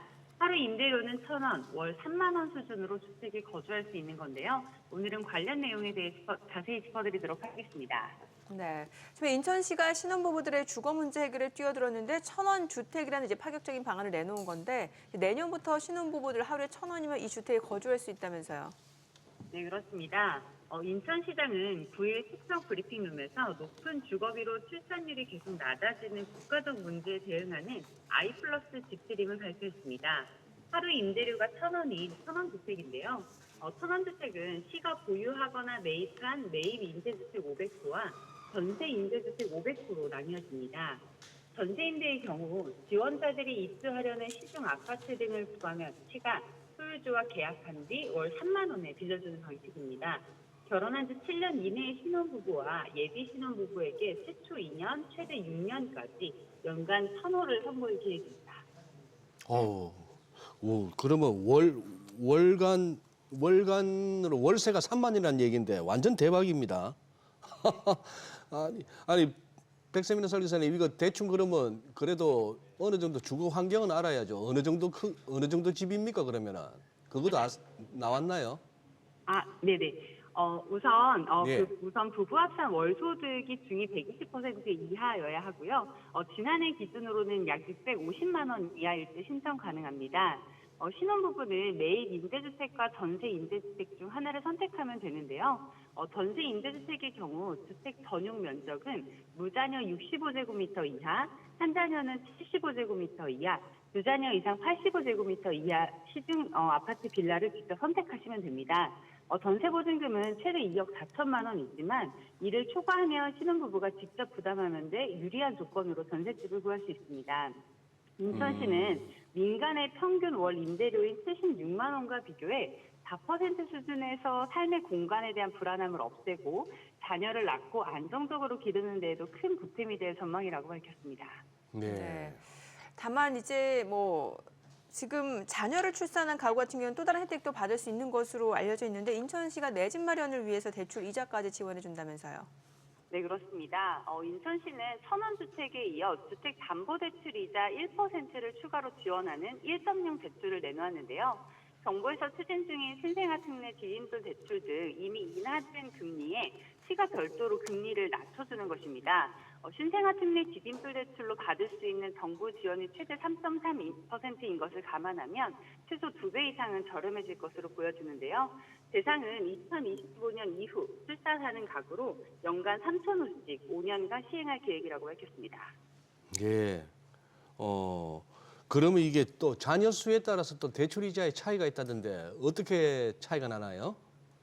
네, 최대 대출금은 3억 원 이내에서 1자녀는 0.8%, 2자녀 이상은 1.0%의 이자를 지원하는 건데요. 이는 연간 최대 300만 원을 최대 5년간 지원합니다. 이 프로젝트도 소득 기준이 존재하는데요. 소득 기준은 신생아 특례 디딤돌 대출과 동일하게 적용됩니다. 또한 2025년부터는 부부 합산 연소득이 2억 5천만 원으로 확대될 예정이니 참고하시면 좋을 듯합니다. 네, 오늘 내용 잘 들었습니다. 고맙습니다. 네, 감사합니다.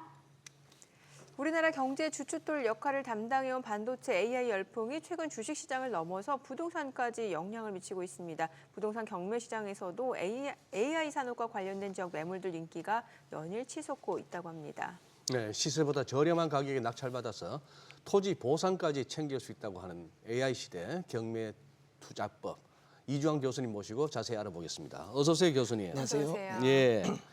저희 프로가 뭐 앞 시간에는 증시 또 후반부에 재테크 이슈 다루고 있습니다만 아니 지금 AI 얘기를 하루도 안 하고 넘어간 적이 없습니다만 이 부동산 시장에도 AI 열풍이 불고 있다는데 어떤 내용인가요? 네, 뭐 직접적인 연관이 있다 이건 아닌데 네. 이게 간접적 영향이 굉장히 큽니다. AI가 만들어지는데 가장 핵심 부품이 반도체거든요. 그럼 이런 반도체에 대한 부분은 기업만의 노력 또는 국가만의 노력이 아니라 국가와 기업이 서로 협조돼야지만 이런 반도체 산업이 육성됩니다. 현 정부가 이런 반도체에 대해서 굉장히 관심을 갖고 이 이천 SK하이닉스가 있죠. 그다음에 용인 원삼에 또 SK하이닉스가 추가로 산업단지 지정을 해서 또 개발이 130만 평이 또 개발되고 있는데요. 또 이번에 삼성 쪽에서 남사 쪽에 또 반도체 산업단지 만드는 거 진행되고 있습니다. 그리고 고덕 국제신도시 바로 밑에서도 또 이런 그 반도체 관련 산업단지가 또 추가 지정이 됐는데요. 이런 세계 최대 규모, 세계에서 가장 그 최고의 그런 반도체 클러스를 만들겠다는 게 현 정부의 정책이고 이에 대한 사업이 실현력이 굉장히 높고 있습니다. 그런데 이런 반도체가 주변을 바꾸게 되는 부동산 시장에 미치는 영향이 굉장히 크죠. 첫 번째는 일단 인근의 주택의 수요가 굉장히 높아집니다. 그리고 또 재밌는 거는 주택의 수요가 높아지면서 인구가 많이 늘어나는데 중요한 거는 이 사람들이 늘어도 돈 있는 사람이 는다. 이게 부동산 시장에는 굉장히 영향을 미치거든요. 보시는 바와 같이 이런 반도체 클러스터 인접 지역은 경제적 능력이 되는 인구 수요가 굉장히 늘게 되기 때문에 부동산 시장에 미치는 영향이 굉장히 큽니다. 그런데 여기다 또 간접적인 영향이 하나 더 추가된다면 이런 반도체 쪽은 엄청난 물과 전기를 써야 돼요. 그러다 보니까 기반시설 인프라가 굉장히 강화됩니다. 물이나 전기는 대부분 도로를 내고 그 밑으로 내다 보니까 도로 확장, 기반시설 확장이 되면서 부동산 입지를 완전히 바꿔놓게 되는 거죠. 예. 네.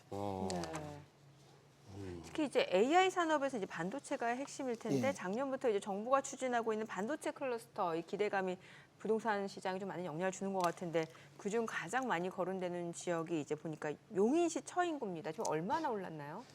많이 올랐습니다. 얘기하기 조심스러울 정도로 많이 올랐는데 2018년도에 용인시 도시기본계획이 경기도 승인받으면서 그 당시에 132만 평의 어떤 공업적을 넓힌다는 얘기가 나왔었고 이게 발표되고 나서 바로 SK하이닉스가 그 원산면에 들어온다고 했을 때 그 지역의 어떤 농지 가격이 보통 한 평당 30에서 50만 원, 또 임야 같은 경우는 30만 원 미치었는데 지금은 호가되는 것들이 약 400까지도 올랐거든요. 거의 10배가 올랐습니다. 용인 같은 데는 이 SK하이닉스가 딱 들어오게 될 때 도시가 시가지를 팽창한다면 기본계획상의 어떤 토지 이용계획의 총량이 있는데 총량인 132만 평 자체를 공업적으로 다 활용을 해서 개발을 했습니다. 근데 거기에 지금 인구 실질적인 고용 인구만 해도 2만 명이 넘어가는데 뭐 이에 관련된 고용 효과를 따져보면 그 10배수가 넘어가는데 이들이 근거리에서 출퇴근할 수 있는 어떤 주거지, 배우지가 없어요. 그러다 보니까 이 지역이 개인들이 사개발을 했을 때 굉장한 개인들의 어떤 수요가 높다 보니까 땅값이 굉장히 오르는 거죠.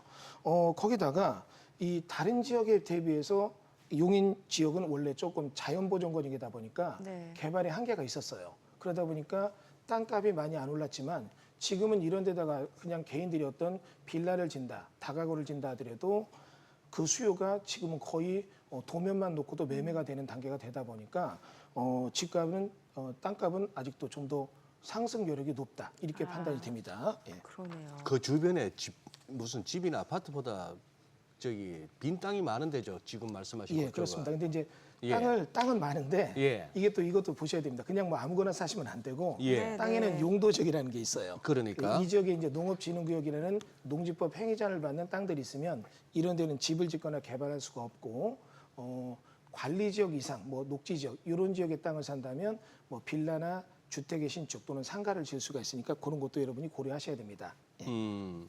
좌우지간 저기 아주 난리가 났을 것 같은데 교수님 설명 듣다 보니까 그러게요. 이제 기존에 저 땅 붙들고 뭡니까 투자 목적으로 했던 사람들은 마침내 나의 성견 지명이 그거 했다 싶을 거고 네네. 또 거기 대대손손 살아오셨던 분들도 계실 거고. 예. 근데 그렇습니다. 지금 이 보상 문제 만만치 않을 것 같은데요. 네네 이거 네. 굉장히 심각한 대립 충돌이 있는데요. 이런 부분도 생각해야 됩니다. 어떤 특정 지역이 이런 산업단지로 딱 지정이 되면 그 산업단지 인근 지역은 지가가 굉장히 오릅니다. 예. 그런데 이제 정작 거기서 수용을 당하는 사람들은 예. 보상을 받게 될 때 이 예. 공익사업을 위한 토지취득보상법에는 예. 어떤 내용이 있냐면 개발이익 배제 원칙이 있어요. 즉 여기가 산업단지가 지정돼서 땅값이 올랐다. 30짜리가 300 됐다고 예. 정작 당사자에게는 300을 주지 않습니다. 어허. 네. 그냥 원래 사업 인정고시를 지구지정시에 딱 내서 그때 예. 표준지가 얼마였느냐 예. 이렇게 주다 보니까 당사자들은 보상가가 너무 터무니없는 거예요. 그렇게 느껴지죠. 그리고 자기는 네. 똑같이 옛날 같은 동네 사는 사람 마을 사람이었고 거기도 30 나도 30이었는데 나는 보상 30 주는데 옆에 땅들은 이미 300으로 올랐다. 글쎄.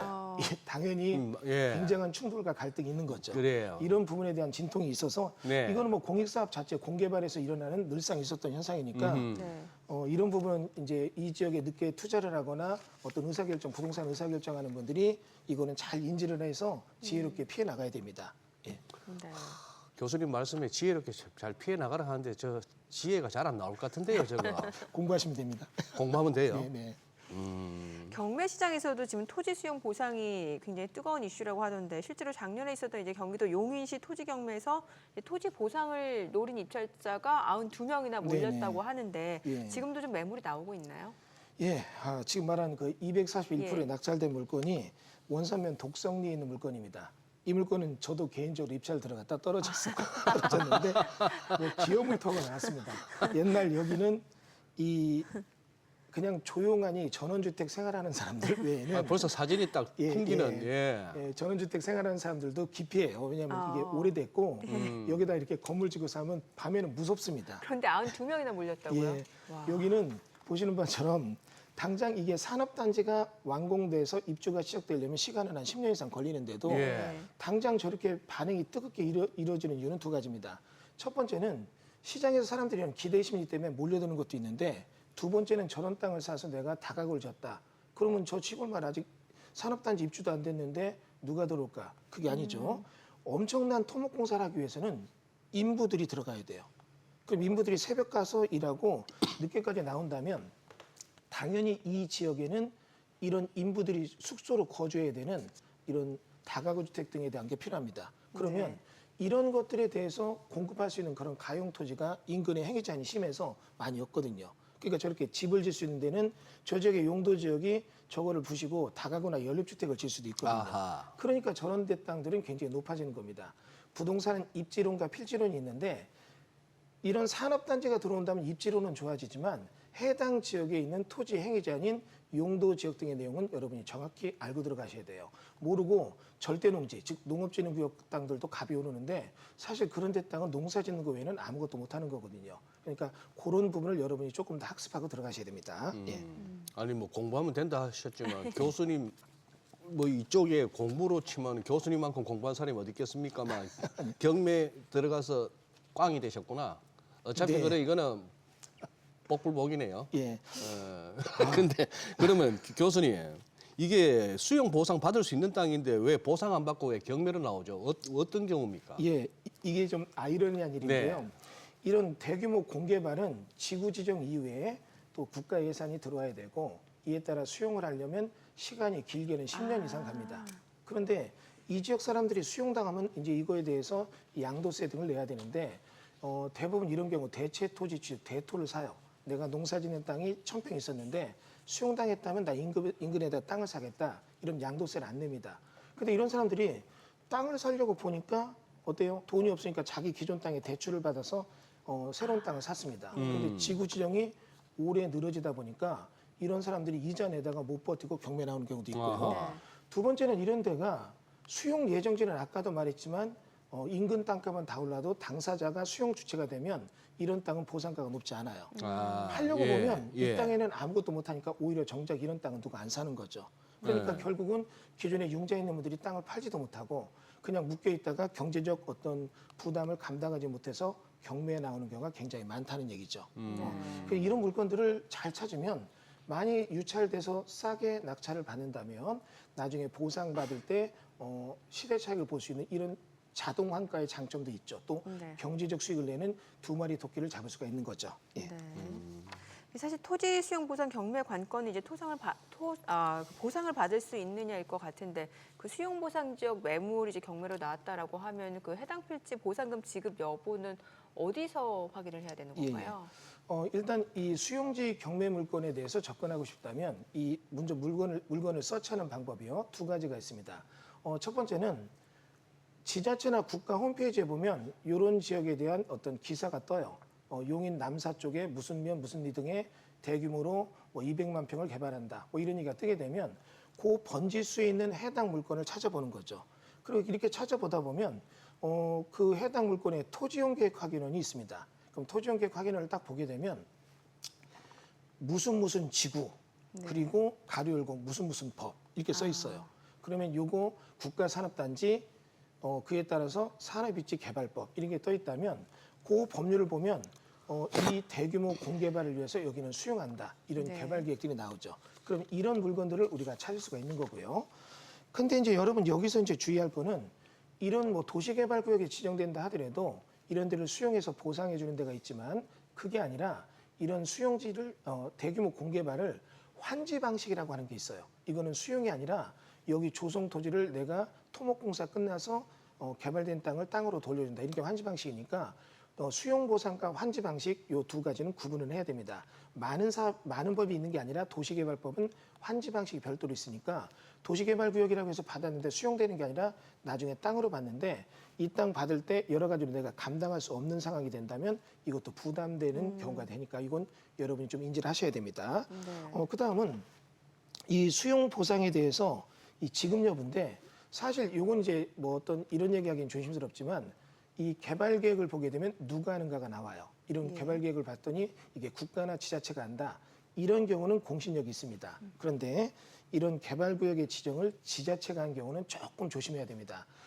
지자체 선거에서 나는 뭐 이런 선거 공약으로 내세웠는데 막상 지정이 되고 나서 사업하려니까 지자체가 재원을 못 마련하면 사업이 굉장히 오랫동안 끌다가 없어진 경우가 많아요. 네. 대표적인 게 이제 구리시에 있었던 무슨 시티 또는 파주에 있었던 네. 페라리 월드 이런 내용들이 지정됐다가 없어진 사업 지역이고 이런 데 투자하신 분들이 굉장히 오랫동안 투자금이 몰려서 많이 고충받고 있는 얘기를 종종 듣곤 합니다. 예. 예. 근데 지금 교수님 이게 보상 주는 곳이 맞으면 이제 보상 가격이 얼마일까 이게 또 그러게요. 궁금해지고 그런데 이 수용 보상 가격 결정할 때 가장 중요한 결정 기준이 표준지 공시지가요? 네네. 이게 뭡니까? 예. 이제 이 수용 보상금이 얼마일까 이게 굉장히 중요한데 네. 정확하게 선을 그어서 금액을 책정하는 건 조금 무리수가 있지만 어바웃 대략적인 금액 범주는 알아볼 수 있는 거거든요. 그게 뭐냐면 어떤 특정 땅이 있으면 이런 땅들에 대해서는 개별 공시가가 있어요. 이거는 지자체마다 각 필지마다 공시지가를 정하고 이런 공시지가를 가지고 세금을 매기거나 개발이 될 때 개발부담금, 농지보존부담금을 매길 때 씁니다. 그런데 국토부가 전국 필지에 대해서 한 50만 필지에 대해서는 표준지를 정해요. 그리고 이 표준지 공시지가를 정해서 나중에 어떤 보상이 된다면 내 땅의 개별 공시지가가 얼마다 이걸 보고 주는 게 아니라 표준지 공시지가가 얼마냐 그리고 네. 요 표준지 가격과 요 땅의 비교를 해서 보상가를 줍니다. 아, 그래요? 그런데 이제 여기서 중요한 사실은 예. 표준지 그대로 주는 게 아니라 예. 표준지와 이 땅의 지역유인, 개별유인을 비교를 해요. 예. 그러니까 예를 들어서 어떤 사람이 서울대 나왔다 하더라도 이 사람에 대한 어떤 개인적 성향, 학교 다닐 때 성적에 따라서 어떤 뭐 입사나 이런 조건이 달라지듯이 토지도 표준지가 있다면 표준지와 유사한 비교 표준지 요걸 정해놓고 이 땅과 이 개별적인 이 토지와 표준지를 해서 어떤 지역유인, 개별유인, 보정지 이런 걸 따져서 금액을 산정하게 되는데 가장 중요한 진실은 이겁니다. 표준지 공시가는 매년 고시가 되는데 경매 신청이 되면 2024 사건이라면 24년도 표준지가 얼마냐 이렇게 따져요. 예. 그러나 보상은 요 사업이 지정된 데가 예를 들어 2016년도였다면 16년도에 얼마였느냐 해서 16년도 표준지를 가지고 보상가를 따집니다. 아까도 말했듯이 인접 지역의 땅값이 올랐다고 해서 오른 가격으로 보상할 수 없으니까 16년도에 지정된 이 표준지가 얼마고 그걸 맞춰서 보상하다 보니까 자칫 경매 감정은 높게 되는데 보상 감정이 굉장히 낮게 되는 경우가 있으니까 이거 조심하셔야 됩니다. 아하. 예, 예. 그러니까 갈등도 많이 생기네요. 그렇죠. 근데 저기 방금 저 표에서 아무래도 표준지 공시지가는 딱 뭐 주어진 정해진 숫자인데 그 밑에 X표되어 있는 저런 변수들은 예. 다소 좀 뭡니까 교수님 뭔가 좀 정성적이고 뭔가 좀 주관적이고 약간 왔다 갔다 할 수 약간 있는 좀 고무줄 것들이잖아요. 같을 거. 아니요, 그렇진 않습니다. 그렇진 않아요? 예, 그렇진 않고 네. 물론 감정 평가하시는 분들이 약간씩 다른데 네. 저희는 이제 여기서 힌트가 있죠. 이제 약간 모범 답안을 보고 베끼는 느낌이 있는데 예. 경매 물건 나왔다면 경매 물건도 같은 방식으로 감정이 됐거든요. 네네. 네. 그러면 요게 지금 표준지고 요게 개별공시가라면 요거 두 개를 비교한 지역요인, 개별요인 등은 그대로 가는 거거든요. 그리고 내가 여기는 표준지 공시가 몇 년도라느냐 이런 거에 대해서만 잠깐 수정을 하니까 너무 큰 오차는 발생하지 않습니다. 아, 그래요? 예, 예. 네. 이게 또 공공사업 성격에 따라서 보상 가격도 차이가 난다고 하는데 특히 이제 발전소 부지를 눈여겨보면 좋다라고 하는데 이거는 네네. 어떤 이유 때문에 그래요? 예, AI, 이 반도체 산업이 병행되는데 반도체 산업이 크려면 엄청난 전기 용량이 필요합니다. 아 역시 전력. 예. 그러니까 이런 전기 용량이 예, 많이 필요하니까 엄청난 대규모 전력 사업에 대한 수급 계획이 같이 가야 되거든요. 그러네요. 그럼 이런 게 이제 전원개발 촉진법이라는 게 있어요. 전원개발 촉진법이라면 전원주택 그게 아니고 전기의 원전이 되는 이런 내용에 대한 개발을 시키는 단지를 조성하는 거죠. 네. 그럼 이런 게 이제 뭐가 있냐면 수력발전소, 풍력발전소, 화력발전소 등이 있는데 또 원자력발전소 이런 부분 등에 대해서 이런 발전소가 들어서게 됩니다. 근데 최근에 이제 원자력보다는 나머지 발전이 되게 되는데 이런 발전이 이루어지게 되는 지역들은 그만큼 국가가 굉장한 재정적 지원을 해줘요. 네. 안 좋은 게 들어왔다 그러면 그 지역에 대해서 어떤 재정적 지원을 해주고 이 지역의 일을 통해서 부동산 가격이 상승되는 그런 현상이 연쇄적으로 일어나겠죠. 예. 아니, 근데 이 발전소 부지를 하는데 수용지 안쪽보다도 바깥쪽 땅을 노려라. 네네. 이건 이 얘기는 또 어떻게 나온 겁니까? 자, 이런 부분이 있습니다. 아니, 또 여기서 예. 손가락을 딱 푸시네. 이거는 정말 저희가 눈여겨볼 만한 얘기인데 네. 무임승차 이론이 있어요. 예? 무임승차 이론. 무임승차. 무임승차. 차이로? 일반적으로 우리가 뭘 탈 때 돈 내고 타야 되는데 네. 예를 들면 뭐 이런 거죠. 어디 가는데 친구가 야 거기 가는 거면 내가 타줄게. 그냥 타고 가는 거잖아요. 예. 이런 어떤 특정 지역의 외곽에 이런 전원 개발이 이루어지는 지역들은 사람이 많이 사는 지역들에서 못 합니다. 그러면 사람이 안 사는 외진 데들은 부동산 가격이 낮죠. 그렇죠. 네네. 근데 이런 데가 전원개발 촉진법에 따라 개발이 되면 엄청난 재정적 지원이 있고 거기 근무자가 근무해야 되는 주택 등이 들어서고 네. 일자리가 창출되고 기반시설이 확충되고 아하. 네. 그리고 거기에 주택 수요자가 늘고 부동산 가격이 뜨죠. 아. 이게 무임승차 이론입니다. 예, 예, 예. 이런 지역 그러네요. 인근 지역 투자한다는 게 오히려 부동산 가격의 어떤 상승에 대한 어떤 재테크의 어떤 원동력이 될 수 차라리 있겠죠. 발전소 부지보다 그 발전소 주변에 들어설 그쪽. 예, 그렇습니다. 그리고 앞서 간단하게 말씀 주셨는데 그 1억에 낙찰받은 토지가 만약에 보상금이 5천만 원이라고 하면은 이거는 결국 손해잖아요. 그렇죠. 그러니까 어떤 걸 주의해야 되는지 좀 알려주세요. 제일 좋은 건 이렇게 그냥 여러분이 너무 어렵게 하면 힘들어하실 네. 테니까 심플하게 얘기를 해보겠습니다. 경매 나온 연도가 24년도예요. 근데 여기가 대규모 공개발로 수용이 된다면 수용의 원인이 되는 지구 지정이 언제 된다 이걸 봐야 돼요.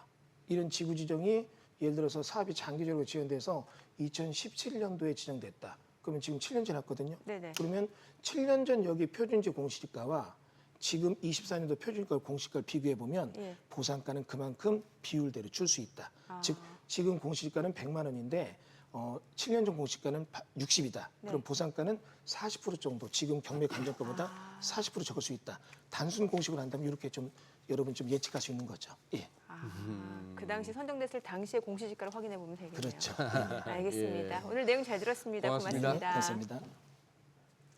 오늘 코스피 코스닥 양시장 지금 보합권 수준에 좀 머물러 있습니다.